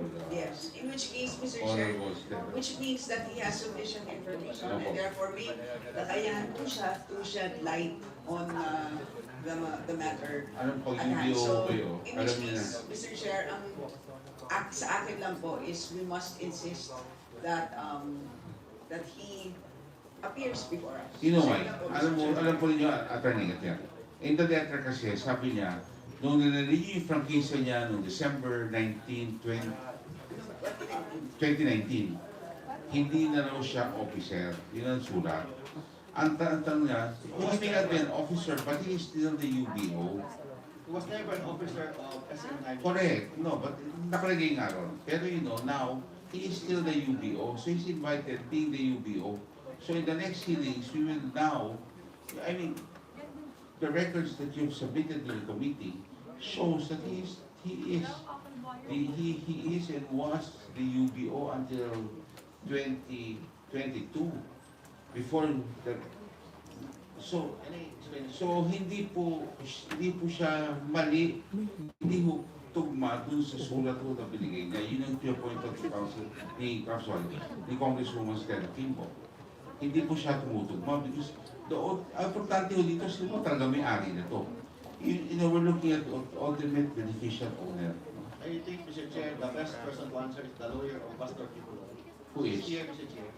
Oh, now you're not anymore the lawyer. You are the lawyer. I'm the lawyer of SMNI, Mr. Chair. I'm Okay. the lawyer of Pastor Kibuloy. Is she here? Yes, she is. Ma'am, please, please state your name. Good Yes. afternoon to our esteemed members, to Yes. our chairman and esteemed members. Yes, of the yes. committee on Bishop Dantay says, I am Attorney Antoinette Felicite. I am the counsel and representative of Pastor Kiboloy, and I was tasked specifically to furnish this honorable committee with that letter that we have read a while ago, Your Honor. Okay. So my question is, before that, were you present in the previous hearings? No, Your Honor, because my engagement is only for today's hearing. Okay, maybe we ask you to please rise, so I ask the council to administer the oath. Please raise your right hand. Please swear to tell the truth, nothing but the truth, if it is enough with that. Thank you. Okay. So thank you very much for serving the letter, which now has opened another set of questions. And this position of the Honorable Kimbo is that there's an inconsistency of the content of the letter and now the documents that you submitted before this committee, especially the GIS of 2022 and 2023. She's now going into, there's a comparison. Can you please reply? Is it inconsistent or not? Your Honor, I'm afraid I will not able to answer that question intelligently because when I had a meeting with Pastor Kiboloy last December 8th, we only had a very brief discussion. He received the letter which came from this committee on the evening of December 7th, and we had a very short meeting on December 8th. And inasmuch as it was a very long weekend holiday, he does not have the documents. He has no access to such documents, so we cannot answer that intelligently, Your Honor. Mr. Chairman. My question is, Honorable Padua, who can answer the question? I mean, the lawyers of SMNI cannot answer, and you cannot answer, then who will now answer the questions raised by the Honorable King? Mr. Chairman. Attorney Tolentino. I think, Mr. Chair, if the committee will allow, can we ask the SEC, Mr. Chair, to explain what is the corporation so-called about?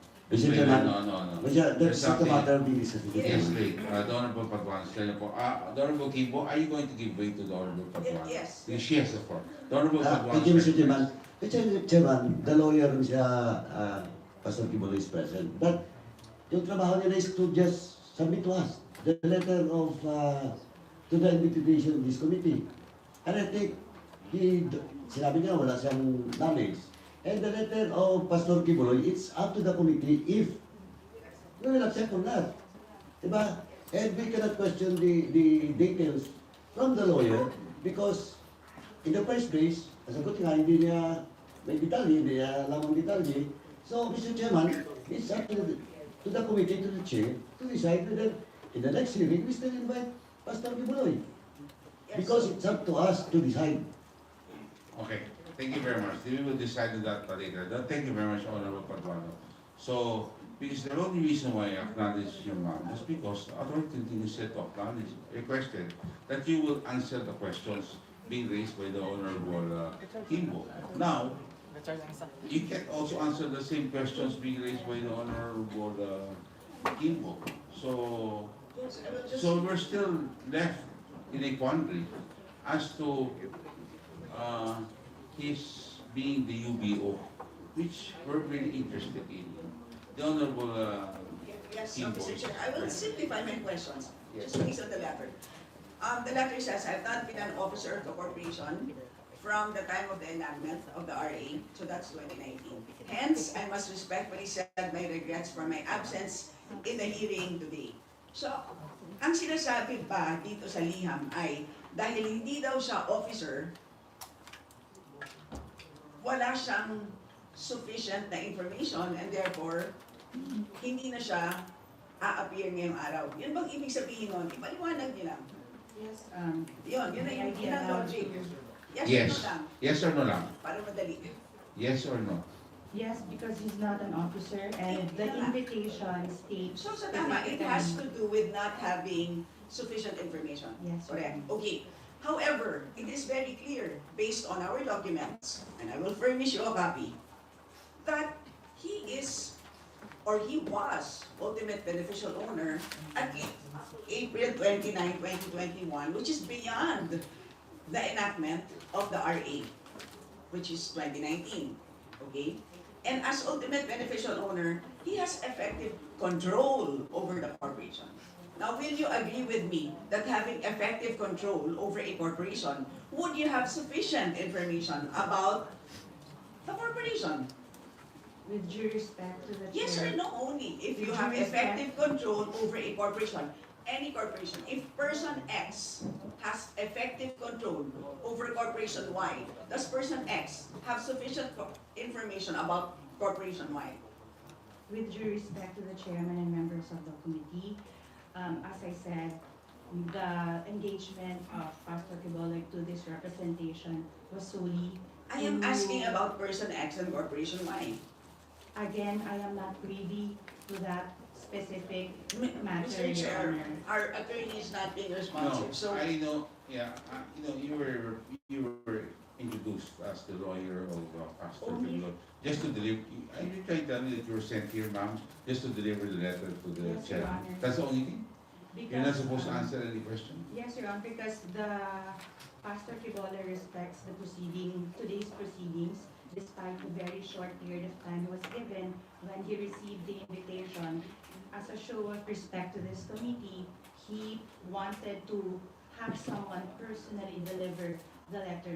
Okay, so she was just here just to deliver the letter. Yes, Your Honor. So, Attorney Supli, can you answer the questions? As SMNI, since this is an SMNI affair? Well, Your Honor, in our records, specifically the amended GIS for 2023, his name is not appeared. Well, that is also, Mr. Chair, let me point out one thing that we also uncovered when we were comparing documents with the SEC. It turns out that the submission to Congress is different from the submission to the SEC. So ito pong submission ng GIS to Congress, which has the beneficial ownership declaration, ito pong binasa ko, ito po ay wala po dun sa submission sa SEC. Kaya nagtaka po ang SEC. Sabi nila, bakit? Well, we can ask the SEC to verify that. But yun po ang Who is the beneficial owner in the SEC records? May I ask the SEC for attorney? For the April 29, 2021 submission, can you double check your documents and see if it has a beneficial owner declaration? Yes, Mr. Blanco? Yes, Your Honor. The repository of the submissions of the GIS, which contains the ultimate beneficial owners, is with the EAPD. But we confirm, Mr. Chair, that and we have access to documents that are with the Honorable Kibo. And we confirm that. What do you confirm? We confirm that from 2020 to 2022, the declaration in those documents, ultimate beneficial owner for Suarasug was Pastor Kibola. So you're saying that, I stand corrected, Mr. Chair, 2020. I'm sorry, from 20, can you please repeat? Attorney, you're a lawyer, right? Attorney? Yes, Your Honor. Yes. Yes, Mr. Chair. Attorney Padilla. Padilla. Yes. Are you confirming what? This from what date again? Can you please repeat the dates? Until 2020, Mr. Chair. He was the ultimate beneficial owner. How about 2020, 2021, 2022, they are not, he was not anymore the Not anymore. Sir Chair, the Honorable Kimbo. in 2021, exactly on April 29, 2021, they submitted exactly the same Who? thing. SMNI. SMNI, Oh, and declaring the same, that that Pastor Kibaloy is still. was the ultimate beneficial owner. So, yes, Attorney Padilla. So it would appear, Mr. Chair, that the Honorable Kimbo is correct, that we have different documents. What I was saying earlier. So now there's that confirmation that the document submitted before the SEC is different from the document submitted before this honorable committee for the information of SMNI. I don't think that's something that can be refuted anymore unless you will say that the other, I mean, what can you say? Maybe Mr. Chair, may pagkakamali sa file sa House of Congress. But based on our record, Mr. Chair, only 2020, These are notarized documents, attorney. yes, maybe. So we will call now the notary public. We will go there. Ako, mabuto tayo na New Year dito. But based on our record, Mr. Chair, Pastor Apollo Sikibuloy is the beneficial owner only in 2020 because he is the trustee of a corporation sold the executive pastor of the Kingdom of Jesus Christ. Correct. Because per description of the SEC, Mr. Chair, letter B, D, and I, Mr. Chair, only natural person should be included in the beneficiary. That's why the name of Apollo Kibaloy was there. Actually, our intent is that the corporation sold the executive pastor of the Kingdom of Jesus Christ, who is the trustee, is Pastor Apollo Kibaloy. And he is not the trustor or the real owner, Mr. Chair. Well, I mean, we can jumble the whole thing, but the bottom line is who is the UBO? Yeah, the UBO is very clear, and the SEC has stated that earlier. Honorable Kimbo, anyway, Honorable Kimbo, we will continue with the line. Are you willing to give in already? Are you still have a question? No, I'm just saying that these are notarized documents. Yes. So the April 29, 2021 notarized GIS clearly states the UBO is Pastor. And that there is a now. And my bottom line, Mr. Chair, is simply that let's, taking away all of these legalistic Mr. Chair, Yes. concepts. All bottom line lang naman is that meron naman siyang sufficienteng kaalaman. Ang gusto lang naman talaga natin is to shed light on the matter. Yun lang po, Mr. I just would Chair. like to ask a question. Ano lang kasimple. Ano lang ha? Diretso lang ang sagot na tayo. yes, Mr. Chair. Iba yung sinabi nyo sa SEC. Iba ang sinabi nyo sa committee. Ano po totoo doon? Yung totoo po, yung sa SEC po. So, fake ko na dito. Hindi man fake po. Maybe nagkamali yung nag-file po. Hindi na po. Maraming salamat po. Thank you. Doon lang po tayo, ha? Can I explain? Okay. But nonetheless, 2020 is still beyond 2019, Yes. which is the enactment. I know what, mas kaya paano mo natin i-justify yan? Iba pa rin po yung sinasabi po sa sulat. Iba rin po yung ano. Yun ang punto ho ni the Honorable Kibo. But we will go back to that. Yes, Honorable Toby Tiangco before the Honorable Dan Fernandez.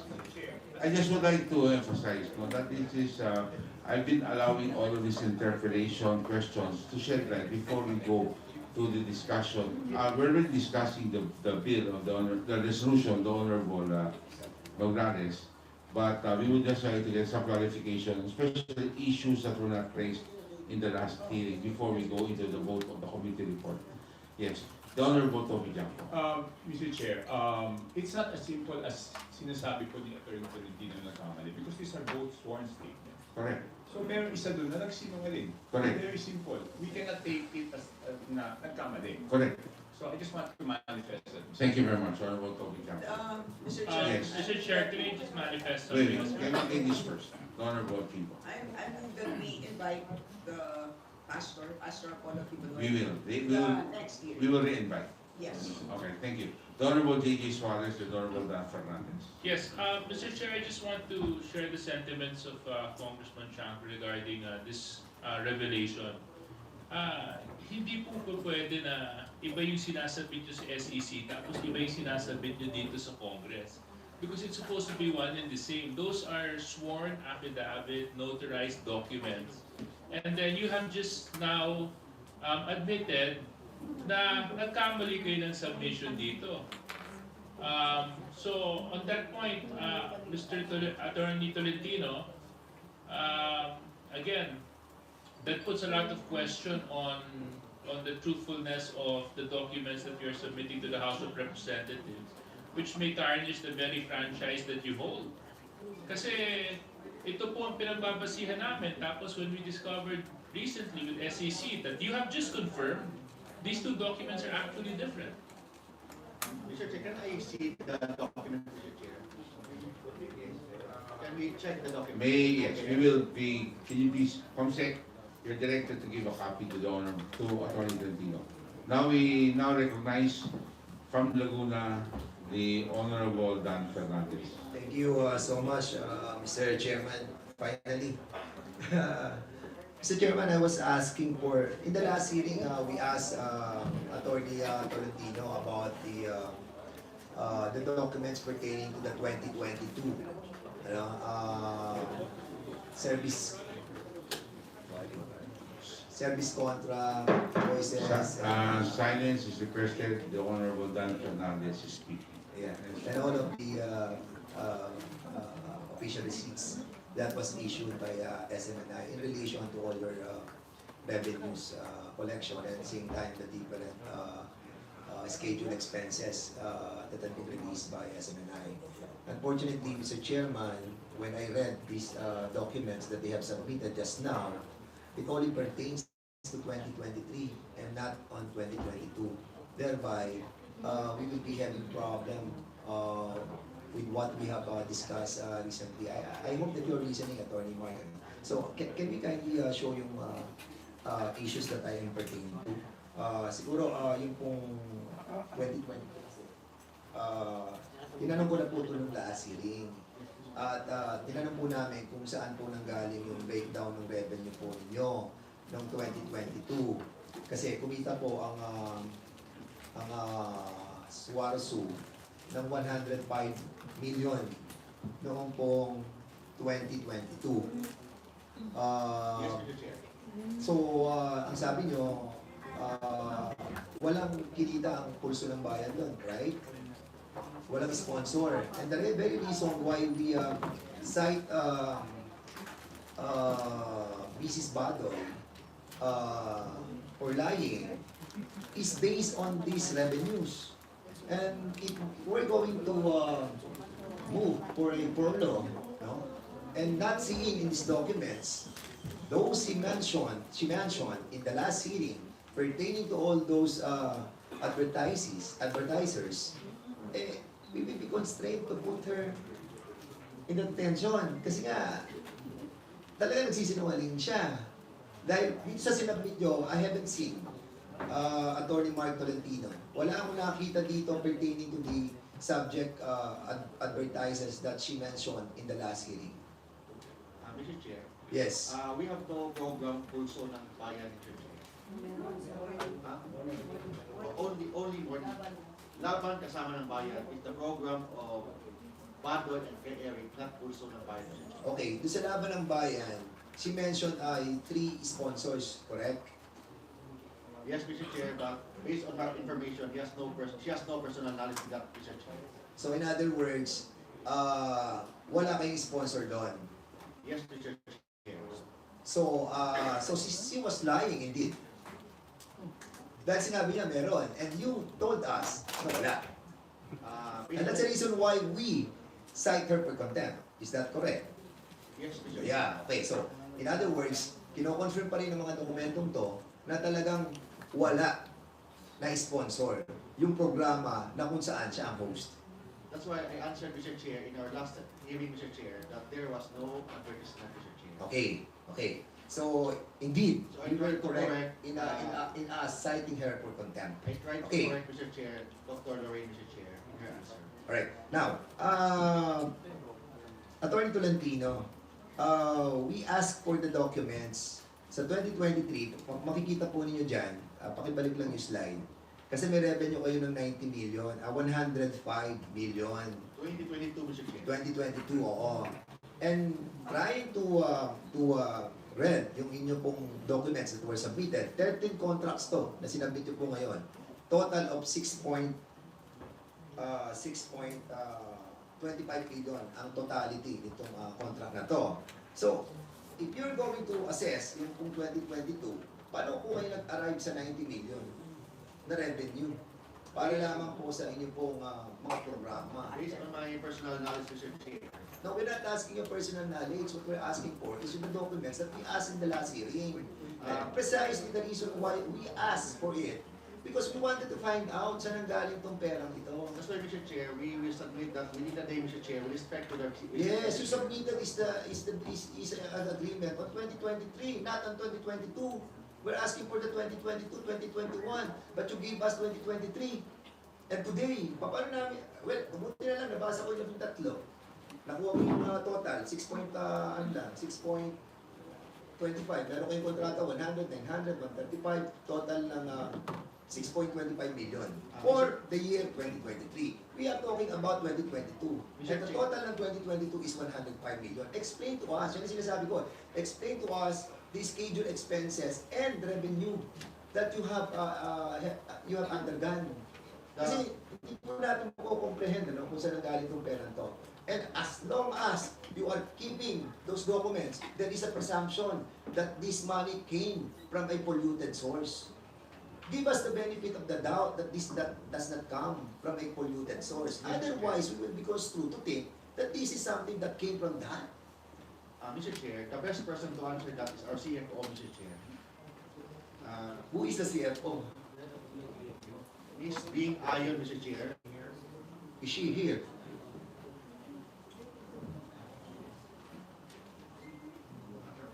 Miss Bing, nandito po kayo. Please reply. Nandito po siya. Kayo po. Mr. Chair, unfortunately, she tested positive for COVID yesterday. Chairman, And there was a letter. So, okay. It seems that you are evading this kind of questioning regarding the source of your revenue. And we really don't want to mention words that is so hurtful. Dahil kung titignan mo to, at bibigyan nyo kami ng agreement like this, 13 agreements na hindi nagmamatch doon sa 90 million o sa 105 million per se. It's hard for us to analyze. Di ba? And even the BIR, they're basing your taxable amount based on your audited financial statement. They are not basing on the detailed. Kasi detalye ang hinihingi namin, but you're not giving us the detail. And we cannot really compute even your salaries. Yung production tingnan niyo yung program and production expenses nyo ng 2022, nag-jump siya ng 15 billion. Explain to us. Saan nagpunta yung pera, saan yung ginamit yung pera niya from 1.3, suddenly nag-jump kayo ng 15 billion. Mr. Chair, I just received with you, Mr. Chair. Yes. The Suarasug Media Corporation's sales journal, Mr. Chair. I submit this to the Honorable Committee, Mr. Chair. O yan, kaya nga, the same thing, isasabit nyo ngayon. Paano ko naman mababasa yan? Hindi na ako magtatanong. So, anyway, isabit nyo na rin po sa amin, so magiging basis na rin po namin yan. And can we ask the BIR? Andito naman po ang BIR, yung RB79, please. Hindi, wala nga yung CFO nila eh. Okay. We have invited the CFO. The CFO was... The CFO is not here. Attorney, I mentioned the CFO last year. The records in the video. To come here, Mr. Chair, but She's sick. we received a... Okay, do we have her medical certificate? Please I have submit it it. Thank you. Hindi, we asked na lang the chairman, yung presidente. Sino ba presidente? Formally may Presidente, kaya po sagutin yung tanong. Sige, sir. Mr. Rosete, sagutin niyo po yung tanong ni Congressman Dan Fernandez. Sir, tanong lang po namin muna doon sa 105 million. From 2023 2021, 45, tapos suddenly nag-jump kayo ng 105 million. Ano po yung mga sponsor that you got or the programs that you have produced? Ano po yung malalaking mga sponsor that you have contracted with? Okay. With all due respect, Mr. Chair, I will answer the question with according to my knowledge only. 2022 po is election period po. Marami pong pumasok na political ads. Meron po kami mga EVPs. Meron pong, yung time na yun po, hindi pa po nag-take down yung social media na kung saan nag-i-income din po. At yung tanong po ni Honorable Congressman Dan Fernandez about sa expenses po, lumaki po siya, nag-jump off po ng hanggang 15 million. Dahil po nag-sponsor po ang SMNI News Channel ng pinakamagandang debate sa buong Pilipinas. 4 po yun na debates. Wala po yung bayad sa lahat ng pumasok doon. Mahal po ang ukada. So doon po napunta ang mga expenses. Hanggang doon lang po ang alam ko po ng mga Mr. Chair. Okay, salamat po. Ako, di commission. Kasi meron akong nakita rito, 2.6 million yun ang commission. Parang, hindi ko alam ano ba itong commission na to. Kasi po, meron pong nag-sponsor, tapos meron po silang agent. So yun ang commission nila. May commission Okay, po punta tayo sa susunod na page. Tingnan mo natin yung susunod na slide. Pero submit to us, all the documents pertaining doon sa expenses nyo for the salaries Yes, program Mr. Chair. and production expense. Dito lang, medyo napansin ko lang yung advertising and promotion nyo. Meron kayong ginastos sa 12.1 million. Samantala ng 2021, 810 lang yung ginastos nyo. So what is this 12.1 million sa advertising and promotion nyo? Do you advertise as SMNI?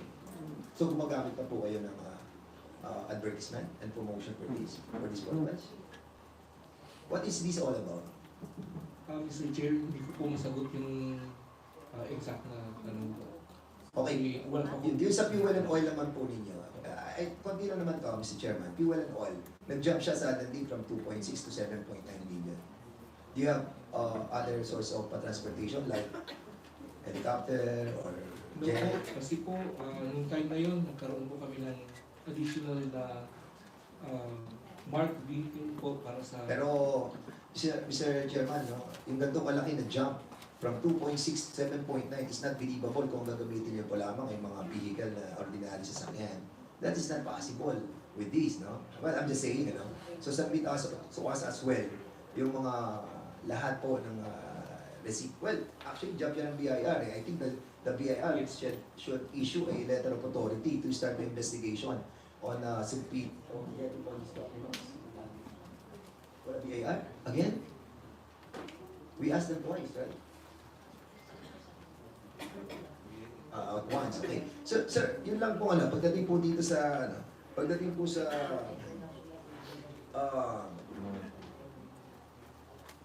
yes, sa business expense nyo, suddenly nagkaroon po kayo ng business expense. What is this also? Yung 3 point something. Nakita mo nyo sa business expense po. Meron kayo dyan na, bigla kayo nagkaroon ng 3 point something dyan. Ano po ba yan?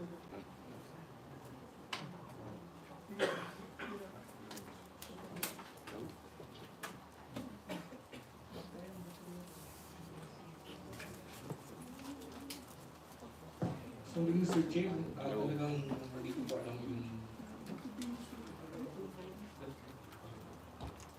Alright, I think, Mr. Chair, the problem is the submission of all these documents, ano?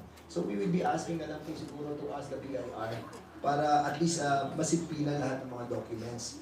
If we are having a hard time for the SMNI to submit to us all these documents, I think it's incumbent upon the authority that was given to BIR to issue a law one para sa ganun po makita po natin yung mga documents ito. I don't know what to do with this, Mr. Chairman. We're having a hard time trying to figure it out. Kung paano po namin may babalansi po yung mga revenues nyo and mga expenses ninyo. but there will always be a presumption, no, that this money is being used in here are coming from a different kind of sources. So, debunk us. I-debunk nyo po kami para at least we will be thinking that this money came from a source that is good, not a bad source. Kasi nga, yun ang magiging presumption po namin dito eh. Hanggang hindi nyo po ipinakikita sa amin itong lahat ng ito, hindi po natin malalaman kung saan yung revenue nyo sa mga expenses nyo. Am I right, attorney? Yes, Mr. Chair. Yan. So, one more thing, Mr. Chairman. Yung bang PIBUS po na Capital Holdings Incorporated, kasi what is the primary purpose of this holding company?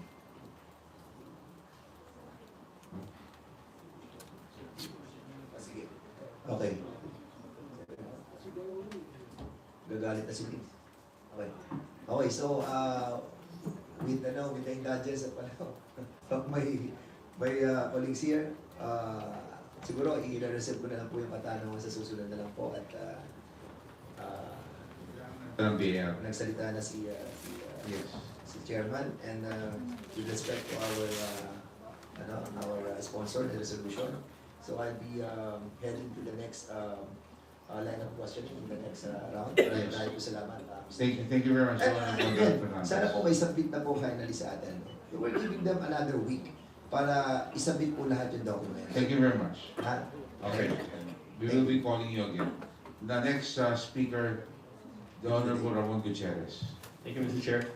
Mr. Chairman, I have a question in relation to this House resolution filed by Congressman Madranes, would have supposedly revolved around Mr. Celis and Ms. Madranes. Understandably, they're not here given the other matters that they have to attend to. So, Mr. Chair, in that case, I guess I have to make do if we may ask is Attorney Tolentino still serving as counsel for them today? Yes, Mr. Chair, together with Attorney Rolex. Okay, thank you. Mr. Chair, I'd like to ask the lead convener, si Attorney Domingo of MAD, if they could quickly just give us a rundown of the pending cases. I believe this was touched upon last time, but just to refresh our memories, maybe know, Mr. Chair, if there are pending cases of fake news, red tagging, libel against Mr. Celis and Ms. Badoy. Thank you, Congressman. I was not actually recognized by the COMSEC when she mentioned the resource persons. So, yeah. Our apologies. Am I recognized right now? Yes, please. Yes, Your Honor. Well, the common denominator here of all these cases that we have filed, we are the movement against disinformation, we are representing certain Yes, sir. would be the red tagging. No? Opo. Well, there is no judicial definition of what red tagging is. Correct. But other statutes would cover red tagging in its own. No? Yes, Attorney Domingo. By definition, red tagging is actually the malicious blacklisting of people or individuals or organizations that are against the present administration or the other party in the political arena. No? So that would be essentially the definition. So what we did was, Your Honor, we filed cases, for example, in the case of Kadapan, who was the co-eds of the University of the Philippines who were murdered by General Palparan.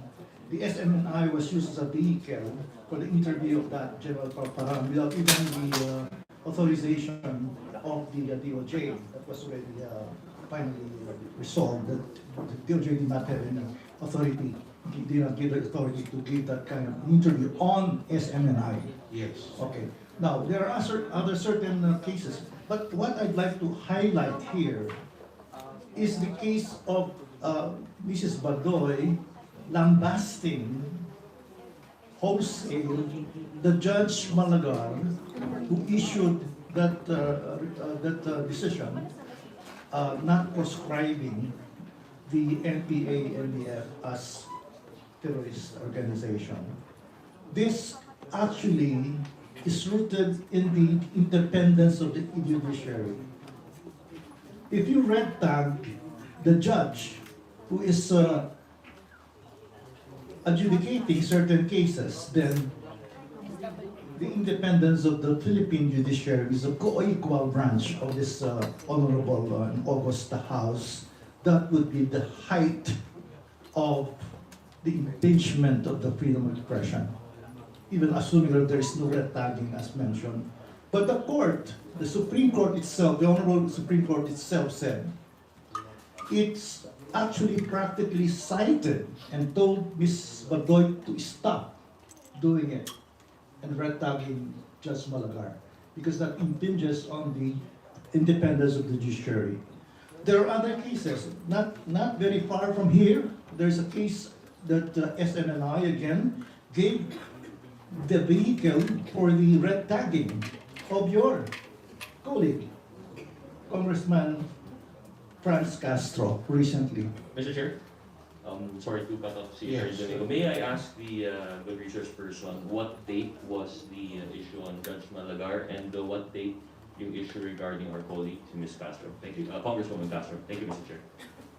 It's October 2022 in GR number 263384. And the court very sternly cautioned Ms. Badoy to stop doing it. Ms. Badoy even said that the judge was indecisive, that she belongs to the bowel of the earth, and all other invectives on SMNI. That's why the reason why we went motu proprio. The court, Supreme Court, motu proprio issued that memorandum or that caution. At the same time, the Movement Against Disinformation filed a petition for indirect contempt against Ms. Badoy, which the Supreme Court, the Honorable Supreme Court, took cognizance of and is now pending adjudication by the Supreme Court. Thank you, Mr. Chair. Thank you. So we know the date of the case itself, but maybe know the date of the incident of the red tagging of the judge. Was that in 2022 or 2021? 2022. 2022 also. Okay. Thank you, Mr. Chair. Please do proceed. And of course, the others are of course against Ikatlong Pagdinig. He was red tagged repeatedly.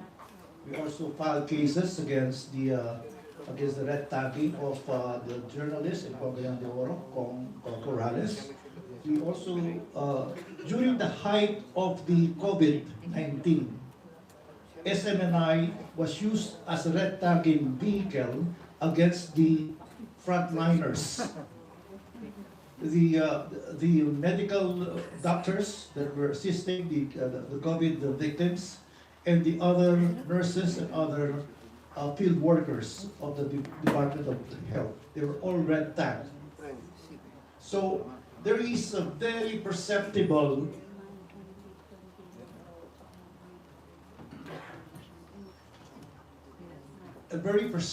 trend that SFNI is being used as a vehicle for red tagging and what had been termed by the Honorable Congressman Kibo as a systematic vilification of certain people that are against what they are trying to advocate at SMNI.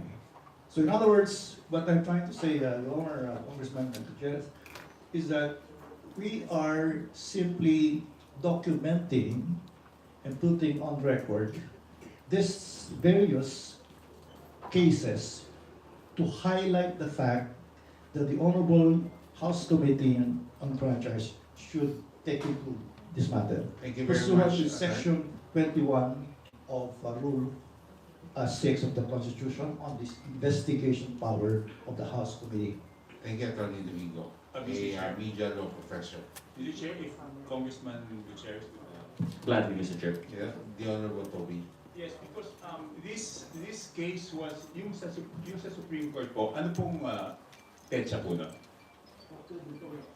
October po yan, Congressman. Ano po? October po. 2022. Right. Mr. Chair, last week sabi po nila, meron silang ethics committee or ano pa? Ano ba sabi nila? Yung grievance committee. Supreme Court na po ang nagsalita, di ba po? Na sinabing hindi ayos yung ginawa. Opo. Ano po kaya ang naging resulta ng investigasyon ng grievance committee tungkol sa bagay niyo, Mr. Chair? SMNI. SMNI. Ito po yung grievance committee na, yes. If we may advance the information, Mr. Chairman. the committee decided to impose sanction against Mr. Celis. Is there shown, is there a document that will show that a sanction was made? So I'm sorry. But, Kay Miss Badoy pala yung siya. so nagkamali po I was kayo. referring to Mr. Celis. So, sandali. So, mali ho. So, that is not a, you're striking that, you're requesting that, you're withdrawing that statement. Yes, yes. Thank you very much. Yes, ma'am. Can you answer directly the question, the Honorable Toby Janko? Yes, if I may, Mr. Chair. Yes. That time, I remember that the court ordered show cause for Dr. Badoy, and we also called her on the committee, Dr. Marlon, me, and the rest of the board, and she had submitted to the court what is ano pong sagutan dun sa kanyang show cause, at sila pinagsabihan din po siya na respetuhin po ang ating Supreme Court at nakinig naman po. Pero alam po niyo yung grievance committee na mention ni Honorable Janko is very questionable also. Because I raised that issue that they told me the composition of the grievance is the producer, the executive producer, the associate producer. How can you have a grievance committee? Sila din naman nagpalabas ng programa yun. Tapos sila how they cannot negate or they cannot go against their talents. Kasi alam naman namin yung negosyo ni Congressman Richard yan, no? Kung ikaw ang producer ng show, ikaw ang executive producer, tapos ikaw rin ang grievance committee, hindi ka pwede. Kasi, anong pwede mo sabihin mali? Ikaw ang producer ng show. Diba you can't contradict what you just did. Sila nagkamali Ang nagkakamali yung production staff din. Diba? So, paano nyo gagawin yung grievance show? Anyway, ibang usapin yan ha. Pero I just wanted to take note and put it on record again that the grievance committee, I think, is not organized correctly. You can't have the executive producer of a show, the producer of the show, part of the grievance committee because they are part of the problem and they cannot be part of the solution. And I think anybody in television who has experience will agree with me on that. Yes, Honorable Tobican. Yes. Yes. No, because this is a very serious allegation. Alam niyo, minsan, kahit hindi tayo nag-agree sa decision ng korte, we have to respect it. Correct. Hindi natin dapat matutusin. So, my question is, inimbestigahan ba sila ng network? Nung lumabas yung Supreme Court doon sa admonishment ng Supreme Court? Yes, ma'am. Was there an investigation or not? Ma'am. Meron po ba? Yes po, Mr. Chair. Anong resulta? Pinatawag po namin si Dr. and she was reprimanded at pinagsabihan po siya na igalang po ang ating korte. Mr. Chair, can we have a copy right now of the reprimand? We will submit In the day, within 10 minutes, Mr. Chair. Can you retrieve it from the office and send it to us? I-viber nyo lang po sa committee secretary. Yes, po. Thank you very much. Thank you, Congressman Chair, and thank you. General Gutierrez. Thank you, Mr. Chair. Thank you, Congressman Chaco.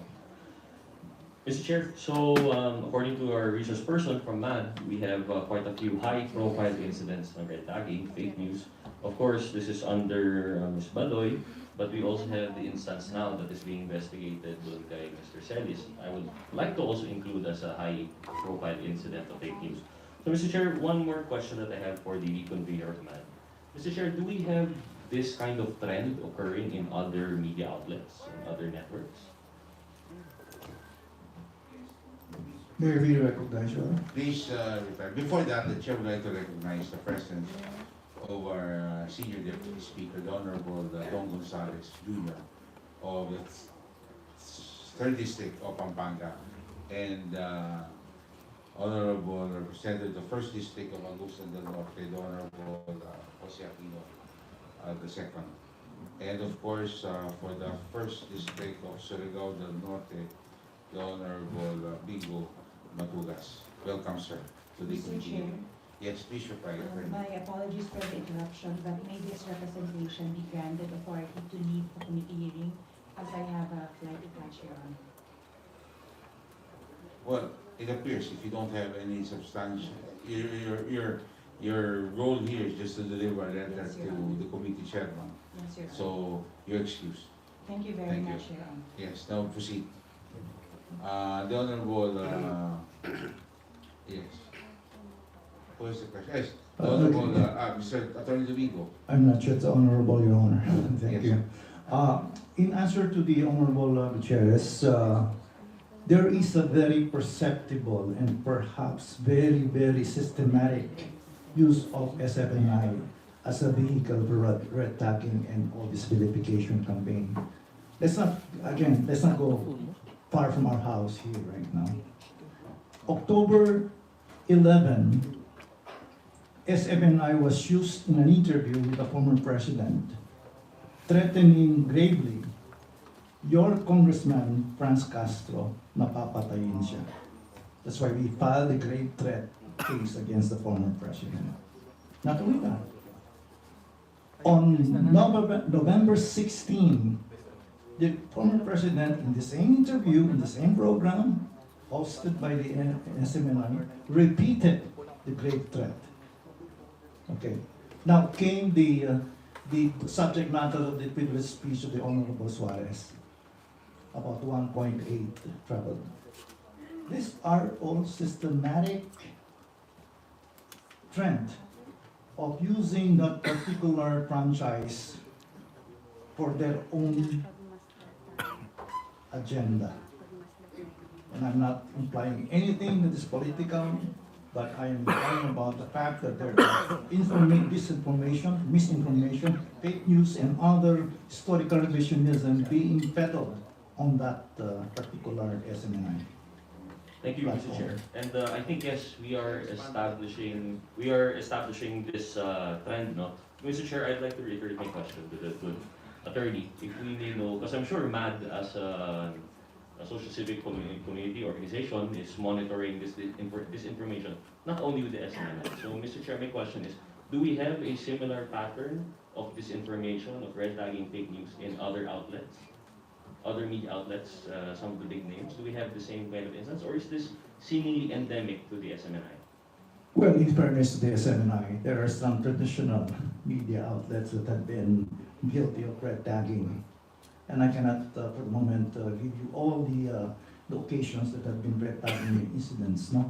But nonetheless, what is very prominent in the context of our relevant and material to our discussion right now, what is very prominently mentioned and very, very high profile would be the SMNI.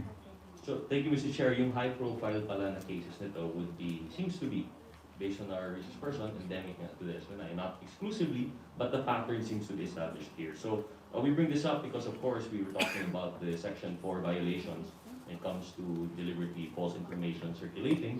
Of course, these are not, open shut cases, but this tends to give us a pattern that we can look into, and this tends to establish it. So, Mr. Chair, Ms. Badoy is not here, but I would like to ask the attorney, perhaps, if you would be familiar how long Ms. Badoy was with the USEC of PCOO. I have no personal knowledge with respect to her engagement with the former administration, Mr. Chair. Okay, Mr. Chair. So, but since when was she engaged for SMNI?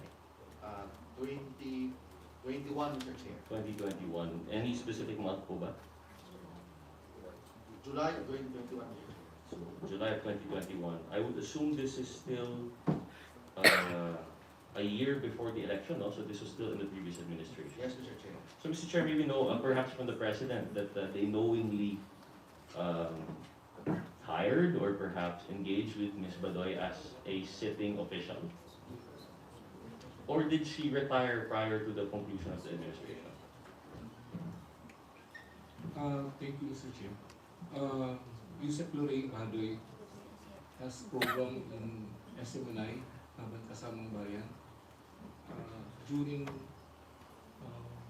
the time that she was still the USEC in the PCO spokesperson and a member of the NTFL.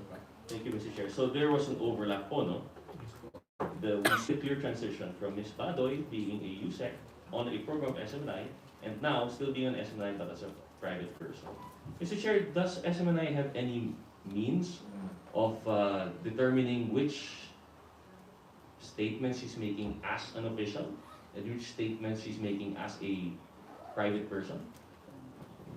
Because I understand, Mr. Chair, the substance usually of the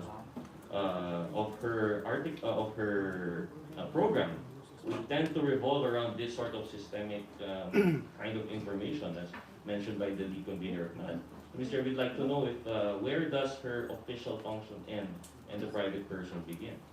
Can I defer the question to her lawyer? Mr. Chair, I prefer to find out. No, I'm asking about SMNI's practice.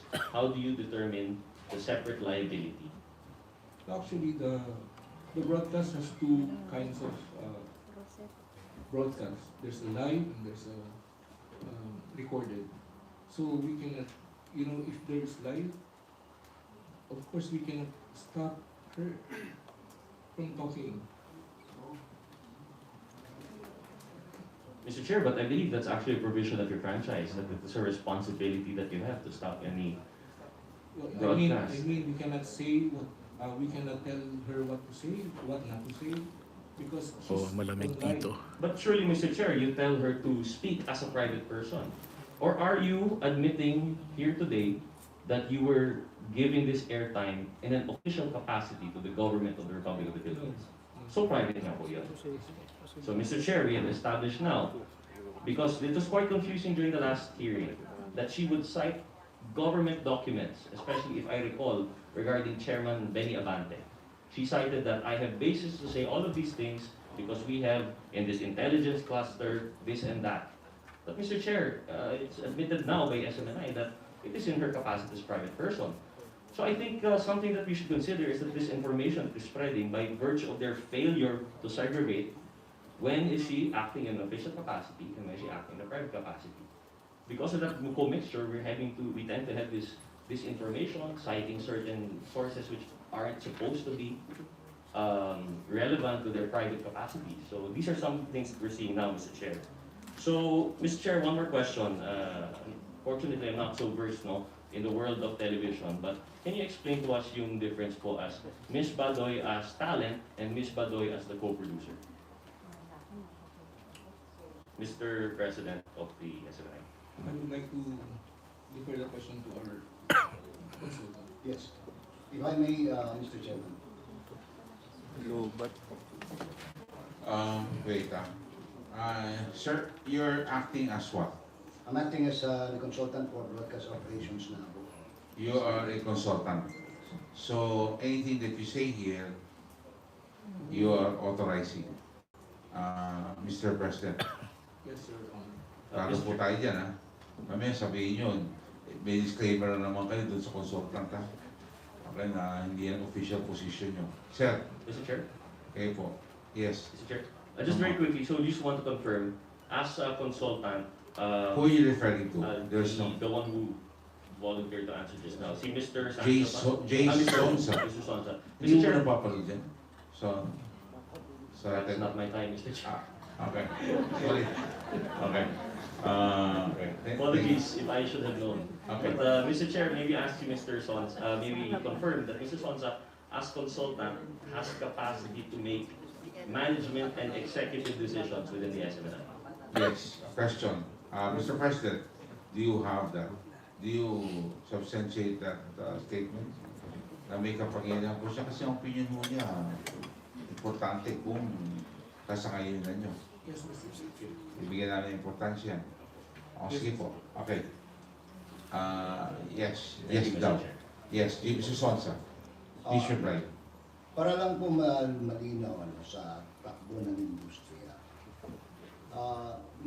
Ang status ni Ms. Badoy and Mr. Celis sa SMNI ay co-production. Yun ang pagkaka-relay sa akin. Ngayon, Sandali na po. Pakiklaro po tayo. Yung pagka-relay sa akin, kinasiguraduhin mo natin kasi hindi mo natin pwede. Mr. President, ito ba'y talagang co-production? Oo, hindi siya sure. Yes, Co-production, okay. Mr. Sonsa, co-production, okay. so co-production, marami ko kasi klase ng co-production.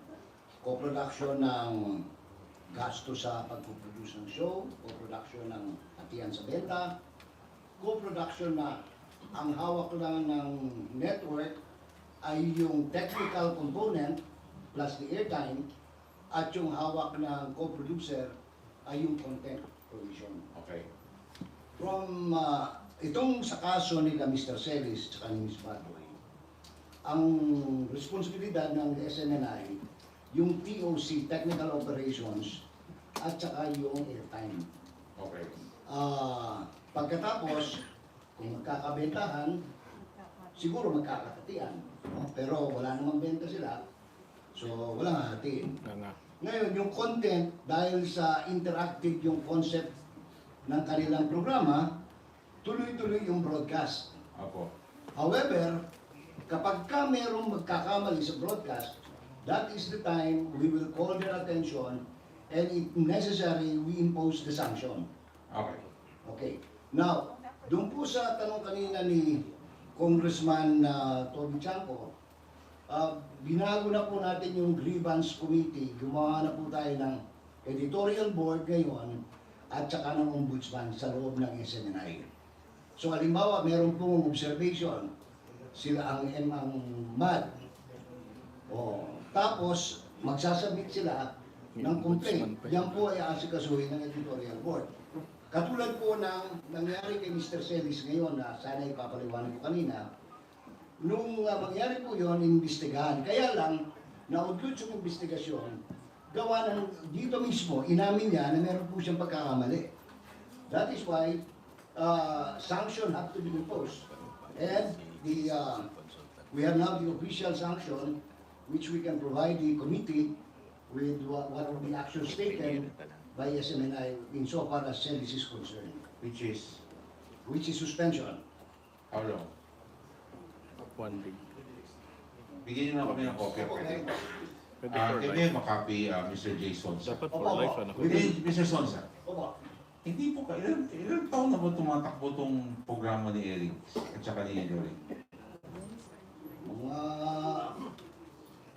May 2 years na, no? Okay, may tanong po ko. Opo. Kung yan ay co-production, at ang oras, ilaw, ang airtime sa inyo, Opo. ang talent sila, Ang content. ang content sila, Opo. at sila ang anchor. Co-production co-production. Doon tayo ha. Opo. Kasi tama kayo, marami iba-ibang co-production. Question. 2 years na tumatakbo yung programa. Walang kita. Paano po sila? Kasi nga po ganito, yung konsepto nung... Paano sila nakakapagtiis ng 2 taon na wala silang benta, pero araw-araw banat sila ng banat? Yung banat po nila, hindi ko masasagot. Okay. Hindi, sabi nagtatrabaho po sila. Yun po ibig ko sabihin. Kaninong bayan? Ngayon, doon po sa ano... Nagtatrabaho po sila. Kung titignan po ninyo yung konsepto ng pagtatayo ng SMNI, talagang para sa Hindi, sagutin na po na. Paano po nila nagagawa yun? Yun ang tanong ko. Kasi it does not make sense. Co-prod. Co-prod, pero sa kanila oras, pag sinabi co-prod, hati eh. Oras sa kanila, ilaw, lahat sa inyo, technical, sila talento, at saka content. Yun lang. Okay? Kasi doon nga kayo nagtatago doon sa waiver eh. Alam ko naman kung sa kayo pupunta. Pero sige, doon muna sa issue ng co-prod. Na pinapalabas yung co-prod to, ergo, hindi namin sagutin kung anong sasabihin nila. Kasi co-prod eh. Nagtatago kayo. Hindi nyo tinawag black timer, hindi nyo tinawag iba. Ang sinabi nyo co-prod. Okay. Benta, ate. 2 years, walang benta. Sila po, Wala, in short, wala sa income. Hindi po kaya pinapasweldohan ng SMNI sila. Kaya nabubuhay sila mas walang revenue. Sweldo, wala akong alam ng sweldo. Hindi. Kung honorario, Can we, SMNI, can you please answer? So, sweldo ba sila sa inyo, hindi? Mr. Chair, point of clarification. Yes. Yes. Yes. Before that, Honorable Gomez was wanted to be acknowledged. But before that, sumisweldo ba o hindi? Attorney sa Talent fee, Mr. Chair. Meron? Talent fee, not Okay. sweldo. 100,000. Yes, Mr. Chair. Isang sigurdo. Per our co-production agreement, and the copy of the co-production agreement is already with the committee, Mr. Chair. Okay, the Honorable Gomez and the Honorable... Mr. Chair, will it be possible that the President answer your questions? Kasi siya yung talaga dapat nakaka-oversee ng lahat ng operations ng network. Hindi mo naman tinatapon sa consultant mo lang yun. Consultant, binibigyan ka na ng tip o pwede mo gawin. But, if your day-to-day operations, it should be the President who should answer you. Yeah, he's the responsible person of that network. Thank you very much, Honorable Gomez. The Honorable J.J. Suarez. Yes, thank you very much, Mr. Chair. Actually, I do share the sentiments of Representative Gomez regarding the who should be the one to answer. With respect lang dito kay Mr. Sonsa, sir, you mentioned earlier that you're serving as consultant for SMNI. Yes, sir. Yes. Sir, when did you begin your consultancy with SMNI? Just recently, Mr. Chair. Yes? Just recently. How long? How long ago, sir?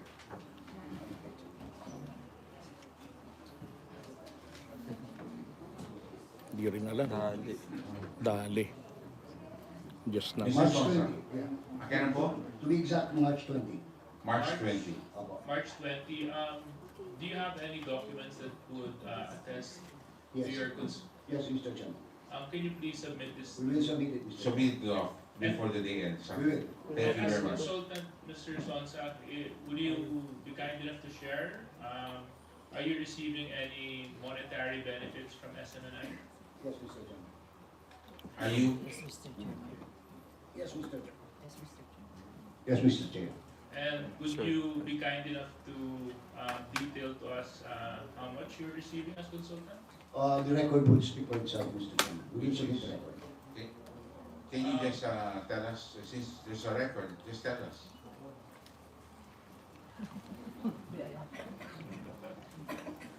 It's a sizable amount, Mr. Chairman.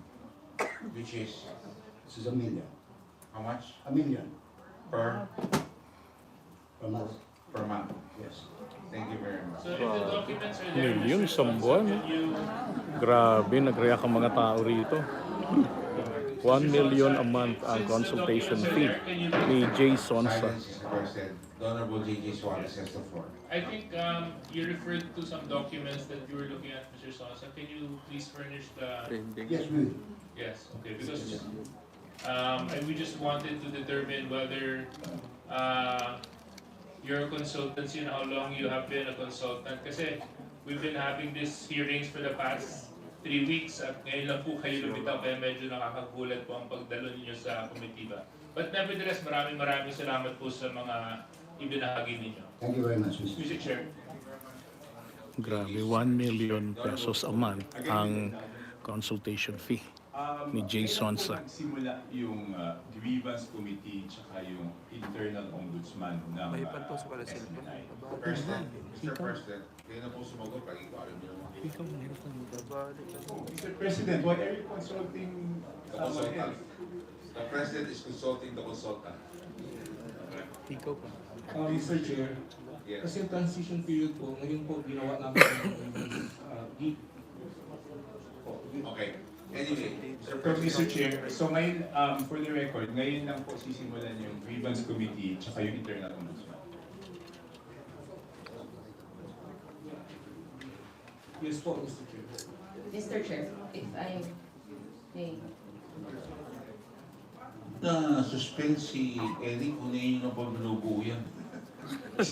Di ba nakakapagtaka, nagbubuo kayo ng wala pa kayong grupo, wala pa kayong formal structure, tapos wala kayong rules. Tapos, suspendin nyo na si Eric ng isang buwan. Wala pa. Paano nyo ginawa yun? Actually po, Mr. Chair, nasa manual po yung grievance committee po. Oh, sandali. Pero, tinatanong namin, alam po ninyo, hindi tayo matatapos kung hindi tayo magdiretsuhan. Sabi nyo kanina, wala. Nagbubuo pa kayo in transition. Pero may mga nasususpindi na kayo. Paano po yun? Paano yun gagawa yun? Mas sa manual yan, kung na naman buhay yung manual, papel ho yan. Pero you have to put life to that piece of paper. And you have na, and you've suspended already, kagiri. So where's due process then? Mr. Chair, and There'll be baka magkaroon ng NLRC question. Pero nung po tinanong natin si Attorney Tolentino nun, ang sabi po niya, Merong wala silang grievance, meron sila ethics board. Di ba kaya nga napunta doon sa sino ang composition ng ethics board. Tapos kayo po, sinasabi na nasa manual nila. Pero nung tinanong, nung sagot po nila last week, wala po sila nun. So alin po ba talaga ang totoo doon? Kailan ba talaga nagsimula yung grievance committee, tsaka kailan po talaga nagsimula yung kanilang internal Okay. research here? The veteran lawmaker is raising his hand Thank you, Your Honor. to say, Attorney Rolex. Thank you, Your Honor. Your Honor, we are in the process. We are transitioning from the grievance committee to the ethics committee. In the case of Eric Celis, I understand that it's still the grievance committee. So we have the members and the constitution of the grievance committee. And they met. They met to determine the case of Eric Celis. Okay. So anyway, Attorney Rolex, medyo, anyway. Mr. Chair, last na lang po. The Honorable Toby Jaco, parang Yung hindi ko lagpas- maintindihan yun. Hindi, lagpas 10 minutes na po. Yung kopya po nung reprimand kay Professor Badoy. Yes. May we have the copy of the reprimand? 10 minutes has passed. You're supposed to Viber. Ma'am, Board of Directors. Di ba, meron po kayo dapat i-submit. Follow-up. Okay. Well, we will not, hindi natin sa pustong araw ito. Mr. Chairman. Pakabilis lang. Mr. Chairman. Yes, the Honorable Joko. Wait. Mr. Chairman, Let's wait there. The Honorable Ramon Gutierrez still has the floor. Are you done? With your Mr. Chair, question? not yet, but I Because you've given way to everybody, but are you done? Pwede naman, Mr. Chair, my next line of questioning would be picking up from a previous question. So okay lang naman, Mr. Chair. I defer to the good... Yes, because we will have ready to go for the vote of the resolution. That's why I'm just allowing all of this discussion for clarity, so that we will be clear as to how the members will vote in today's hearing for the committee report. Though this has been approved, we're just talking about the committee report here. Yes, Honorable Yes, Joko. Mr. Chairman, can we request for a copy of the contract that was manifested earlier between, they said it was 2 years ago. Di ba? 2 years ago pa yun si Badoy.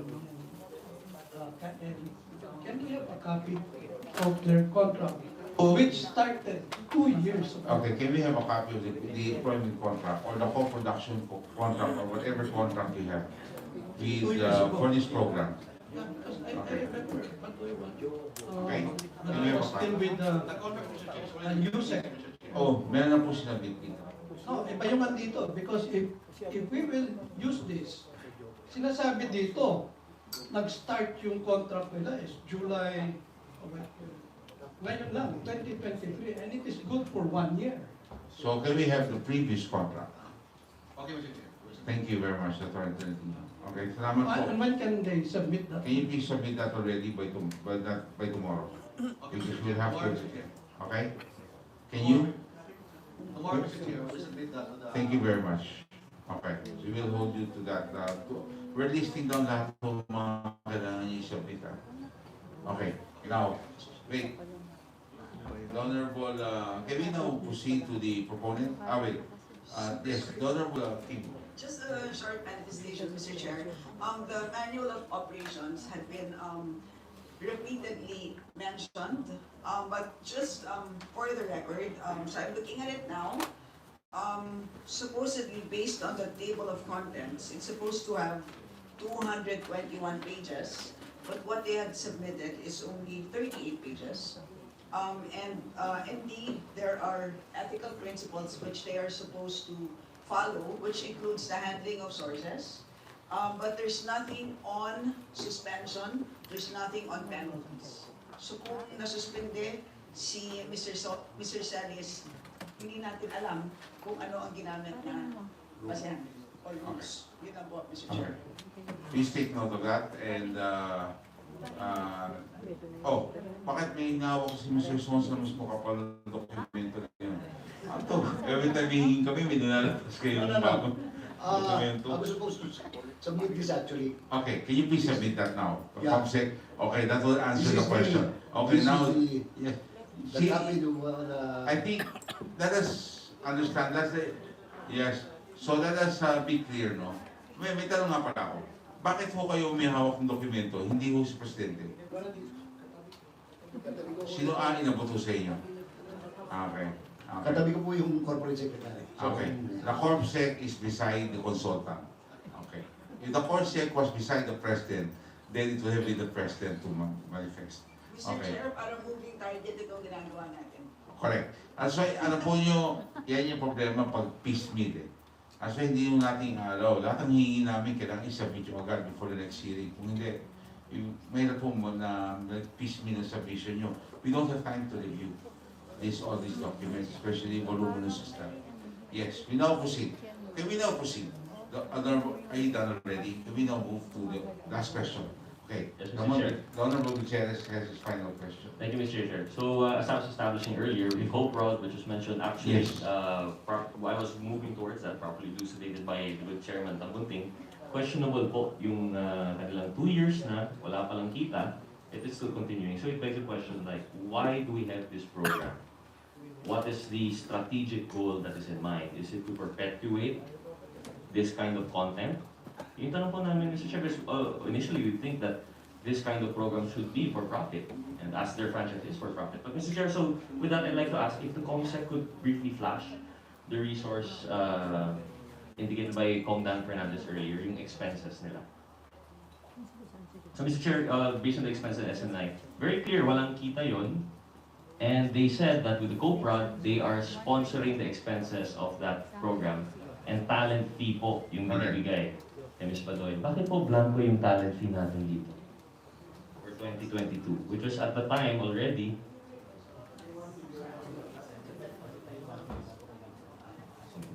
Yeah. And aside from this, so Mr. Chair, 2 questions po, no? Kung may talent fees po talaga si Ms. Badoy and si Mr. Celis, bakit wala po dito sa financial statements nila? And now, I would like to ask also, papasok ba ito sa legal and professional fees? 100,000 a month po yun, di ba? So 800,000 for the whole year of 2022. No, but it's 100,000 each. 100,000 each fund. And then, where are we going to see now the 1 million per month ni our good consultant? I have questions about the veracity of the documents they've been submitting. We have questions about the financial statements that they've been submitting. We have questions about their franchise. Mr. Chair, we see now this pattern of violations, Section 4, Section 10, 11, 12. Parang wala na nagagawang tama. So, Mr. Chair, I actually still have questions on the GIS. Fortunate for us, the CorpSec, Ms. Nepomuceno is here, but in the spirit of brevity, I will now concede. I will just question in the second round. So I will now clear the floor. Thank you very much, Mr. Chair. Thank you very much, the Honorable Ramon Gutierrez. Now, for the proponent of the resolution, the Honorable Big Surprise. Thank you, Mr. Chair. So before we vote to approve the Yes. resolution, She has the final, this is the final one to before the approve vote. the committee report based on the resolution as amended that we adopted last hearing, no? Which is to simply naman urge the NPC to suspend the operations of SORA, so based on its violations of their franchise. May I just be allowed to ask some clarificatory questions? Yes, please. So this is to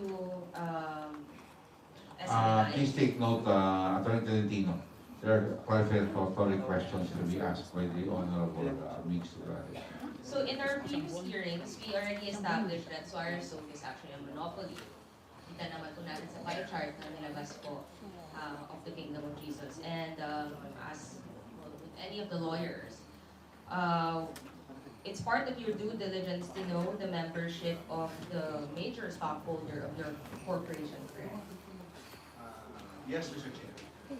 May I know how many members the Kingdom of Jesus has today? Kakabalik ko lang.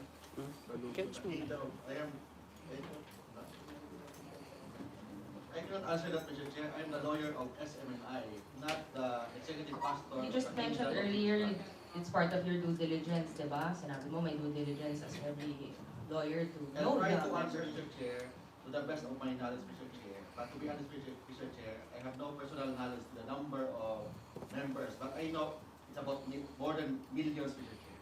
Okay. Well, I did my due diligence. So, meron naman po kami kayong website. Pakita po na lang natin yung screenshot ng website. Okay. Maybe I have the screenshot. So, it says in the screenshot of the website where Pastor Kibolo is there, no? You have 7 million worldwide, no? And congregations in Asia, North America, South and Central America, Europe, Africa, and Australia. So, ang laki, 7 million followers worldwide, members worldwide, and sobrang laki niyan. On what occasions, Mr. Chair, do these members get together?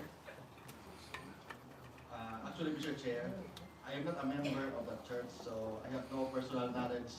I am just a lawyer of SMNI, Mr. Chair. I am not a lawyer of the Kingdom of Jesus Christ. But I admit, Mr. Chair, that Pastor Apollo Sikibolog is my friend, Mr. Chair. Okay, since dinidiin naman, hindi niya sinasagot mo. Okay. So since dinidiin naman po yung corporation soul dahil gusto niya tayong turuan. In 2006, when you converted from a non-stock corporation to a corporation soul, how many members would you have back then? How many members did you have back then? As a corporation soul, Mr. Chairman, from the word soul, there's only one person involved, Mr. Chair, holding the properties of the corporation as a trustee per section 108 of the Mr. Chair, I'm asking about the members. No, we have to understand. This is one person representing A religious sector. a religious Yes, sector. Mr. Chair. Ilan yun? That's why, Mr. Chair, I have no personal knowledge with respect to the numbers, but I can give estimate, Mr. Chair, more than millions, Mr. Chair. Okay, more than 7 millions. million, more or less, but it includes also the sympathizers, Mr. Chair, worldwide, Mr. Chair. Okay, that's in 2006, correct? Yes, Mr. Chair. Okay. So, let's just say, what's 2/3 of 7 million? 7 million, 2/3? Yes. That's around 4 million. Around 4 million. Yes. And when you amended your AOI from a non-stock to a corporation soul, were you able to convene these 4 million members from all around the world? Mr. Chair, I'd like to manifest that there was no amendment from stock to corporation soul, Mr. Chair. Per record, Mr. Chair. Okay. Can you show na lang po the GIS that you in your certificate of filing of amendment of articles of incorporation didn't you change from your non-stock to a corporation soul? Napaulit-ulit yung binibigyan ng diba, nilalabas corporation soul. Ngayon, are you recanting? What is the good lawyer recanting now that there's no corporation soul, there's no amendment? Parang nililito po tayo, Mr. Chair, so I just can we... Attorney, I think please that's a clarify? misdeclaration. Your statement earlier with this document. So based on my personal knowledge, Mr. Chair. We're not asking. This is a document that you These are submitted. documents already. I mean, you know, alam po ninyo, pag sabi yung, tingnan nyo na yung dokumento para maging tugma. Anyway, so, kita naman po natin may dokumento na they submitted, no? So, again, 2/3 of the membership, you have 7 million and an estimate is 4 million. And now you're saying you don't know how they convened or whatsoever. Walang pictures of this milestone to have 4 million. It's such a big event all over the world. May I know the question, Mr. Chair? The Do you question have is, any proof do you have that any proof that you you know the convened? membership? That is an estimate, Mr. Chair. No, we're talking of any proof that they convened. Yes. Because as stated here in your certificate of filing of amended articles of incorporation, which you submitted to the SEC and you submitted to Congress as part of your repertorial requirements, on November 8th, you got the vote of at least 2/3 of the members of the corporation, right? Mr. Chair. Yes. And this is to amend, to make it a corporation, so. Attorney. I already answered that, Mr. Chair, that I'm not the lawyer of the Kingdom of Jesus Christ. I'm the lawyer of SMNI, Mr. Chair. I have no personal knowledge about the Kingdom of Jesus Christ, Mr. Chair. But I have a question. Don't you think you should have some working knowledge about this, since this you're representing SMNI, of which the Kingdom of Jesus Christ, the sole corporation, is part of, or majority of. I mean, how can you detach yourself from that argument, di ba? Na dapat hindi ko kayo pwede magtago rin. Kasi with due diligence yan, as a lawyer, you come here, you're supposed to come here prepared and have the answers. And you can't waste the time of all the resource persons, and including the members of Congress. Sorry for that, Mr. Yes, that's why, if you keep on saying that you are not, I mean, you should, posterity na po natin to. You should be prepared to answer these questions already. Tapos, there's another lawyer that comes in just to deliver a letter. So, I mean, I don't understand. You have to be able to answer these questions. The question of the Honorable Nograles is, do you have any photo to show that the executive of the Kingdom of Jesus Christ, the sole corporation, convened? Because as per the amended articles, you did convene. Attorney Lawrence, bakit kayo may sagot? Mr. Chairman. Yes, sir. We have discussed this when questions would touch on the executive pastor of the Kingdom of Jesus Christ, the name above every name Inc. Yes. You will have the certificate of filing of amended articles for 2023 and the previous one, 20. Mr. Chair, since they're 20, dodging. 22. Yes, you still have the floor. Go ahead. Your Honor. So are you able to answer the question? We are engaged only by SMNI, Your Honor. And later on, during the second hearing, we agreed to be lawyers for Ms. Badoy and Mr. Celis, but not for the executive pastor, Your Honor. Yes, but these are already amendments to the corporation, the corporation that controls the SMNI. Now, hindi mo dapat alam yun ang sagot ito. Your Honor, How can you say that you don't have working knowledge and come here and we talk about this? How can there be an intelligent discussion with the resource persons? And how can you defend SMNI? Your Honor, If you do not know a basic question as far as this particular sole corporation.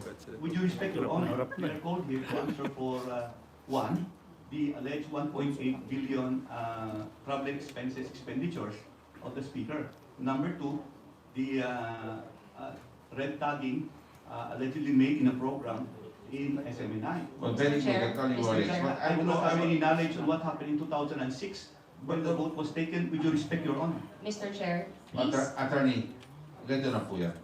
You also Yes, Your called here to defend SMNI. And in SMNI, there is a sole corporation of distinction. That's why we're just asking you cannot escape from the fact that this has to be part of your job, to be able to justify the very existence. You cannot say that hindi po ako abogado niyan. Then, pwede nyo sabihin, lahat yan, di ako abogado except SMNI. Ang problema, marami yung tao at maraming korporasyon na kukontrol doon sa SMNI. So, kailangan, hindi po dapat. I mean, if there was a reversal, kayo po nakaupo rito at ako po dyan, at ako po yung abogado, hindi pa dapat, alam ko rin yan. Definitely, the view there is better than the view here, Your Honor. Thank you very much. So this week, we're clear, Attorney Rolex.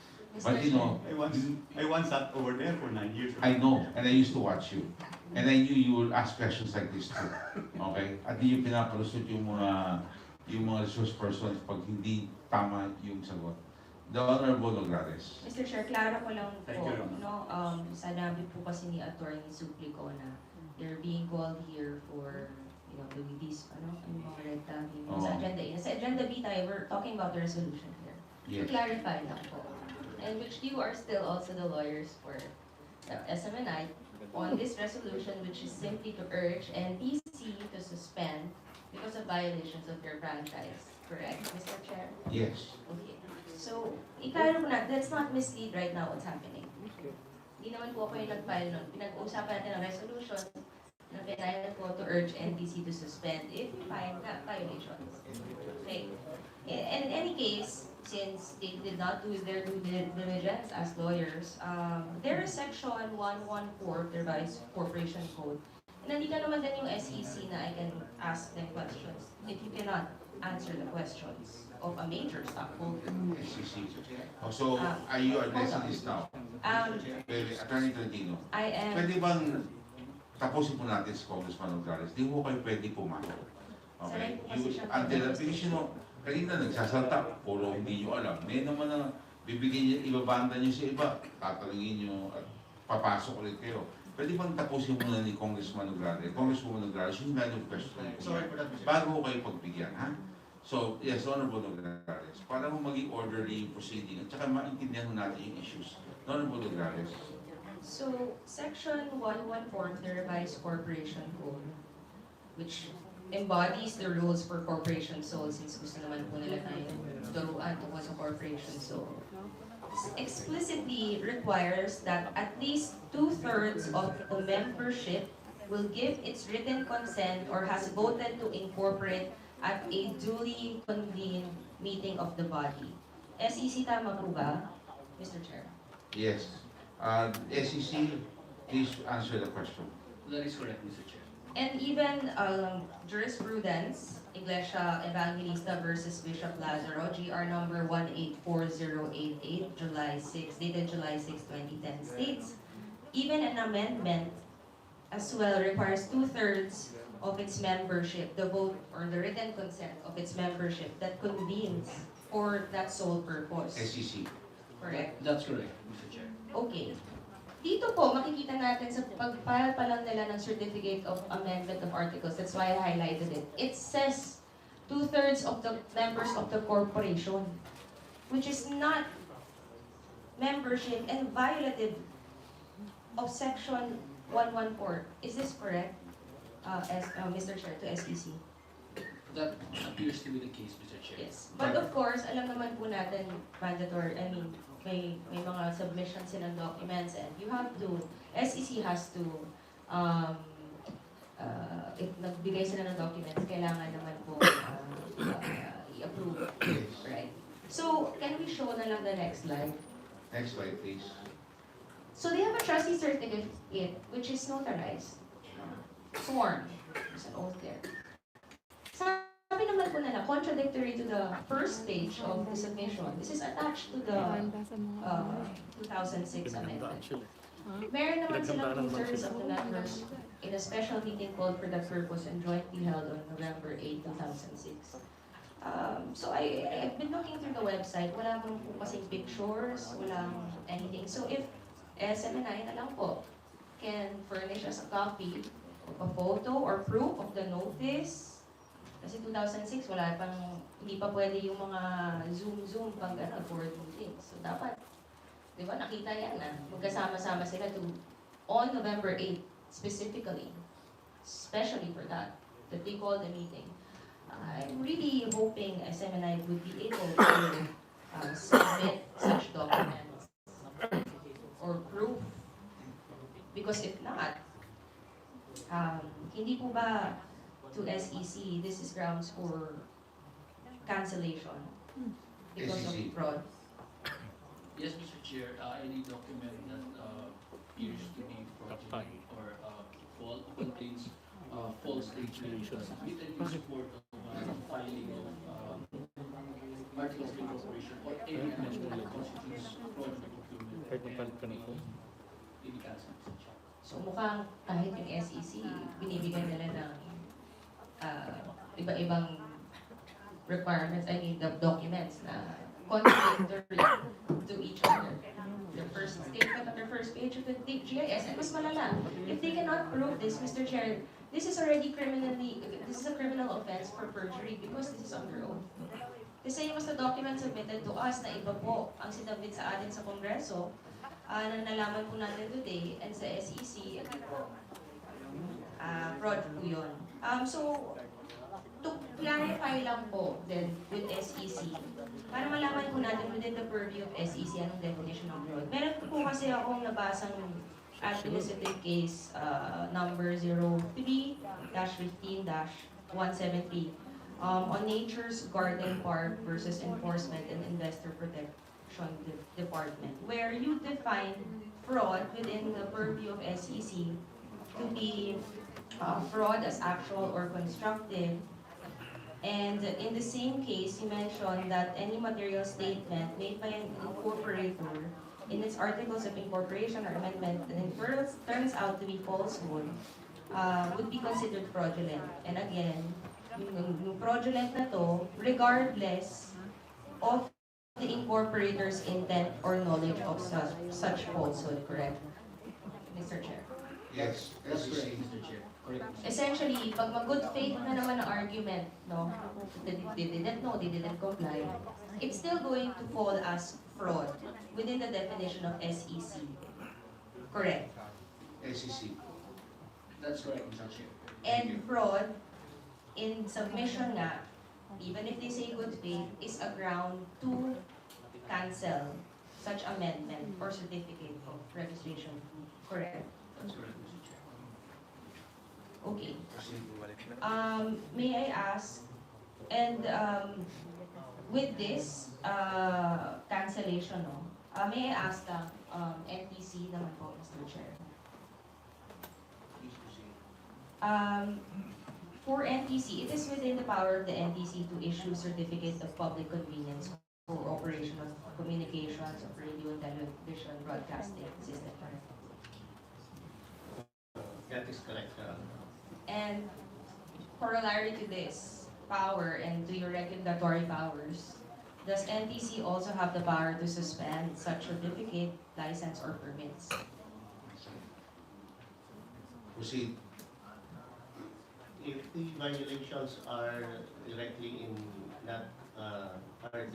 violation of the CPC that the NTC issued, then the NTC may consider, Your Honor, but we take into account also the other jurisprudences in light of this.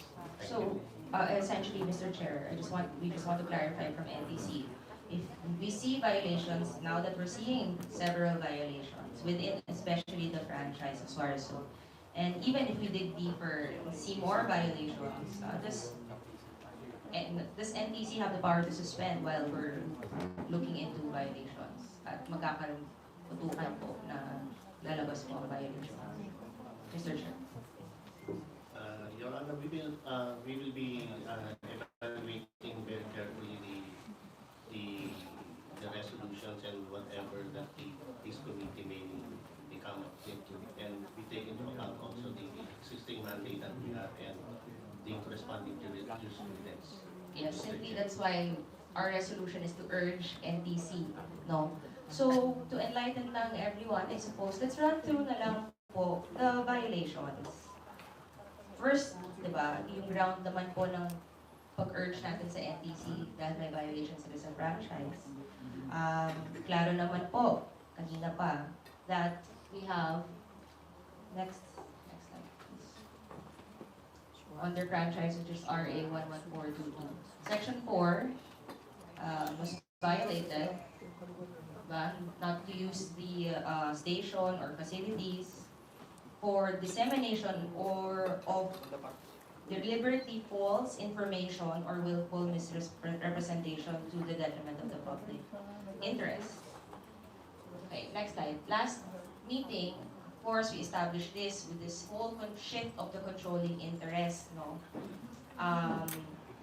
And again, this would hit another provision in their franchise, which is the next slide. Section 10, which we have established that there is no prior approval in the transfer of the controlling interest. And then, that's the first sentence of Section 10. The next slide, please. There's also a violation on the requirement to report within 60 days from the transfer of the controlling interest. So, punta tayo sa mukhang ngayon, dahil sa nakita natin, no, that the latest GIS statement that they submitted to us is different. The one 2021 po 2021 GIS submitted to us on the repertorial requirement is different from the one that they submitted to SEC. Mukhang ngayon may violation na rin po sa Section 12. Which, if I may direct this committee now, to Section 12, on the repertorial requirements, on the third paragraph, actually, the second paragraph, the annual report shall include an update on the rollout, development, operation, or expansion of business, audited financial statements, latest general information sheet officially submitted to SEC. So bakit po iba ang sinubmit sa atin at iba ang official sinubmit po nila sa SEC? Certification of the NTC on the status of its permits and operations, and an update on the dispersal of ownership undertaking if applicable.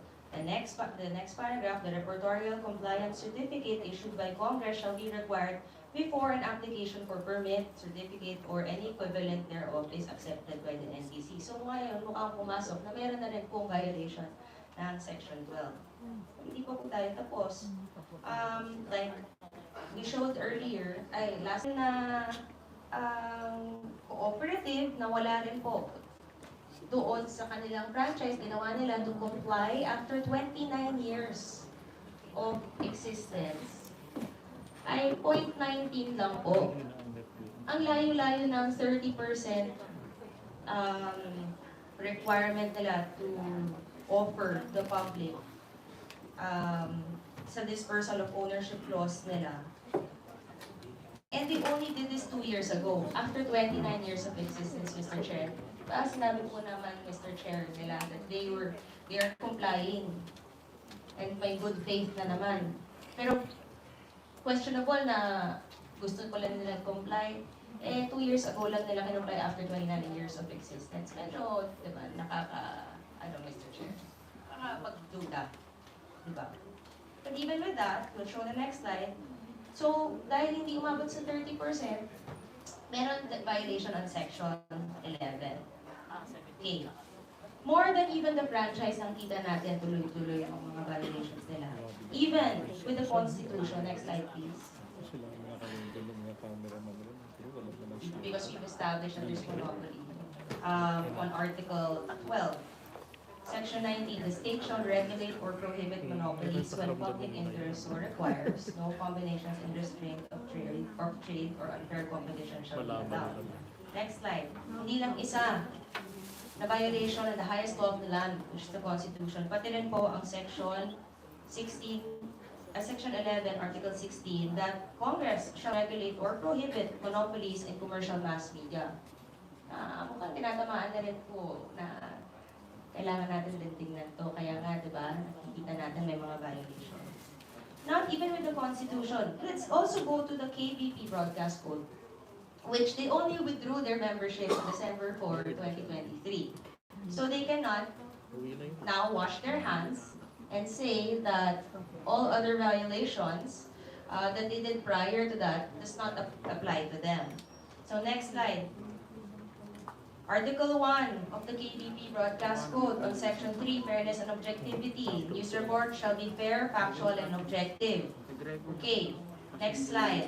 Meron din on Section 4 on news sources. The only news that can be attributed to a source shall be aired. News must be clearly identified. You know, there are violations here na naklaro naman, di ba, na Mr. Chair, correct, na umamin naman po na may mga violations at hindi nag-comply at hindi na-verify. Tama po, Mr. Chair. Not just Section 4, the next slide. Meron pa pong personal attacks na bawal po, na nalabas po naman nila Honorable Manuel and Honorable Castro kanina po. Next slide. Meron din Article 5 naman kung sinasabi nila nagkakamali. When a mistake has been broadcast, it must be acknowledged and rectified as soon as possible. At ngayon lang sila nagsasabi ng sorry dahil nag-iimbestiga po tayo. Parang, bakit ganun po, diba? Meron din, Article 13 ng KBP Broadcast Code. So persons who regularly go on air shall be required to obtain accreditation. Okay, some of the SMNI hosts were not able to be accredited. Correct, Mr. Chair. Kasi nag-aano yun, hindi mo kailangan mag-aano siya. Ako nga po, hindi nga po ako KBP accredited. Sinasabi na dati po ako host na kaya nga po umalis. Kasi may mga violations tayong nakita. So I can attest to that veracity that some posts really are not accredited. Okay. Then we have another article, KBP Broadcast Code, Article 33, the Universal Ethical Standards. Ang dami po yan sa KBP Broadcast Code. Hindi lang po yun. Mr. Chair, meron din po sa sarili nating house rules. Para maklaro lang kung bakit, di ba, aside for content. Pakita po natin ang next slide. For sure naman, when the Honorable Pimentel and the Honorable Abandon moved to cite the two individuals for contempt, syempre mabigatin sa loob. Pero trabaho din po natin na kailangan to maintain the integrity of this Honorable Committee of Congress ay pag may lumalabag sa batas at may lumalabag sa House rules natin, it is our duty to vote for those para hindi tayo niloloko. Yun naman po din gusto natin, hindi tayo maloko po, di ba? And so, to emphasize that there are violations naman po talaga, which we cited, which the Honorable Congressman cited, which is Section 11C on refusal to answer any relevant inquiry, which today we also heard nga, yun naman, di ba? Yung dahilan kung bakit na-cite in contempt. And also, acting in a disrespectful manner towards any member of the committee or any misbehavior in the presence of the committee. And then, next slide. Today now we see maybe there's a violation na rin with SEC that SEC should start looking into. Because merong hindi pagtutugma-tugma ang kanilang pagbibigay ng dokumento, pag-apply ng kanilang amendment. That will be detrimental now to their pinangahawakan nilang corporation souls sila. Kung mawalan sila ng certificate yan, yung amendment to begin with, wala pala. Balik sila sa non-stock. So, mawawala yung argument. Kailangan po ata talaga tingnan nila yan. And tingnan po rin yung SEC. Hindi lang po yung NTC. And to, again, the next slide, babalik po na may violation din sa revised corporation code. So, in the event then that they find fraud in the amendment of AOI of the Kingdom of Kings, the Executive Kingdom of Jesus, no? Let's go back to the pie chart. Ano mangyayari? Diba? Pareho pa rin yung numero. Kasi, kung magiging non-stock sila, babalik sila sa Kingdom of Jesus na hindi corporation soul at mas malala. Kasi non-stock sila, 98.37% pa rin. Kasi, essentially, the 53.46 and the 44.91 ay magiging Kingdom of Jesus na non-stock. And obviously, diba, monopolistic siya, which is violative so many things. So, ngayon, with, meron pa din po, next, na mukhang even the first hearing, we have established that meron a pending administrative case filed against SMNI for red tagging and misusing their platform. Tama po, Mr. Chair sa NTC.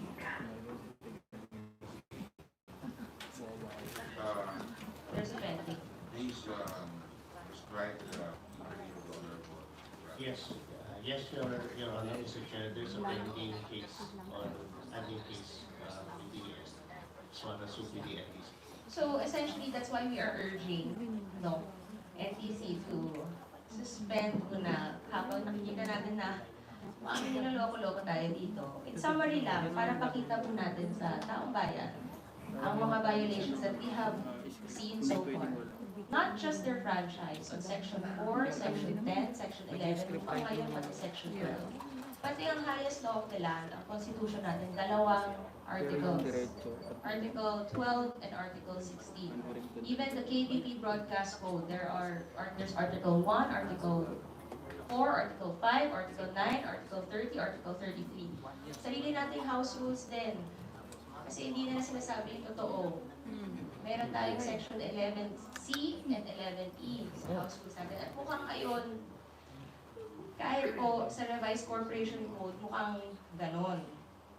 So, we're simply really urging NTC na mukhang nagkakalokohan dito kasi May mga fraudulent aspects dito. Sino pa ba ang next natin makikita manloloko? Sabi nga ni Attorney Mark, walang forever. Dahil po yan sa meron mga manloloko.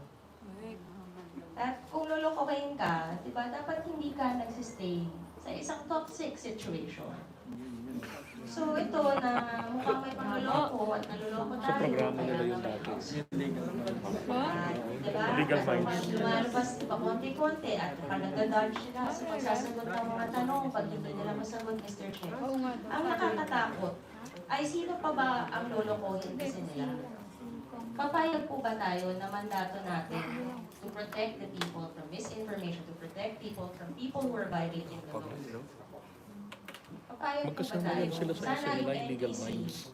tingnan yan mabuti ito, Tungkol sa mga na habang usapang tinitingnan legal. at inuungkat lahat ng mga violations, not just the franchise, na makita niyo naman, paunti-unting may nakikita tayong mga violations. Sana po ay suspindihin niyo muna habang tinitingnan natin lahat ng mga violations na nangyayari. Ilang naman po, Mr. Ilan na Chair. ulit? There's no question, Mr. Chair.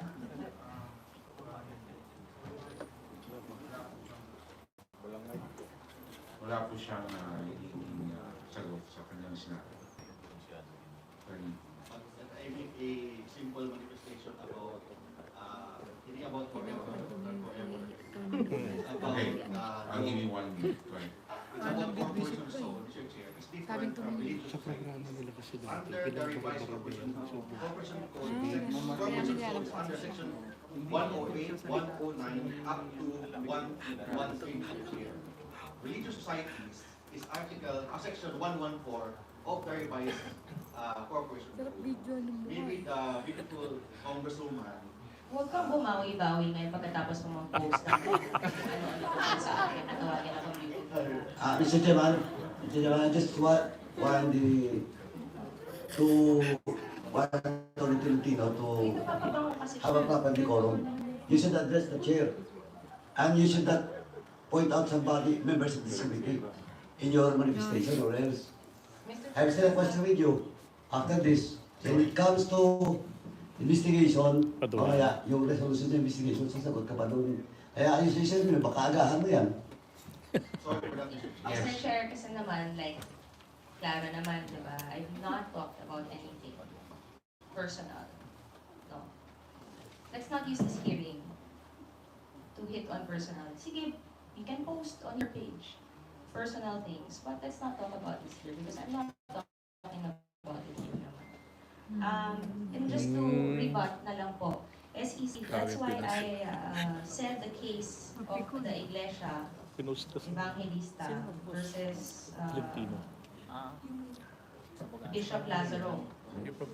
Because that's a case that talked about Vision Soul and its amendment and applicable na ang pagpapile at applicable din sa kanila ang Corporation Soul, ang 114 on religious societies of the 2/3 vote of membership. Correct po, Mr. Chair. Correct, Mr. Chair. So, he cannot say, again, a religious society nakasulat sa section 114 because I did my due diligence and I studied and came prepared to court today. To court, to the hearing today. Einstein. That there is an existing jurisprudence that explicitly already refers that section 114 on the 2/3 vote of the membership is applicable to amendments of corporations to amend it to become a corporation. So, yun lang po, Mr. Chair. Thank you. Before we continue, I already signed the attendance sheet for the plenary. Everyone here is present in the plenary. So now, we proceed. Yes, I think that's very clear. Thank you very much, Honorable Nogales, for the rundown of the various violations. The Honorable Komite. Mr. Chair, just want to follow up with the written reprimand that's been sent already. Yes, ma'am. Nasa yung reprimand? Nandiyan na ba? It was already sent, Mr. Chairman, to email. To whom? Can you please pick it up sa ComSec? You might want to be able to pick it up. Are you sure? Are you sure to send it already? Okay, please we're going to pick it up now. This Honorable Toby Janko does not want to let go of that particular document because of his line of questioning in the second round. Thank you. So, okay. So, there are no other questions to be asked by the member. Now, Mr. Chair. Attorney Domingo. Yes, with your permission, because Congressman Nograles mentioned about the NTC case. Yes.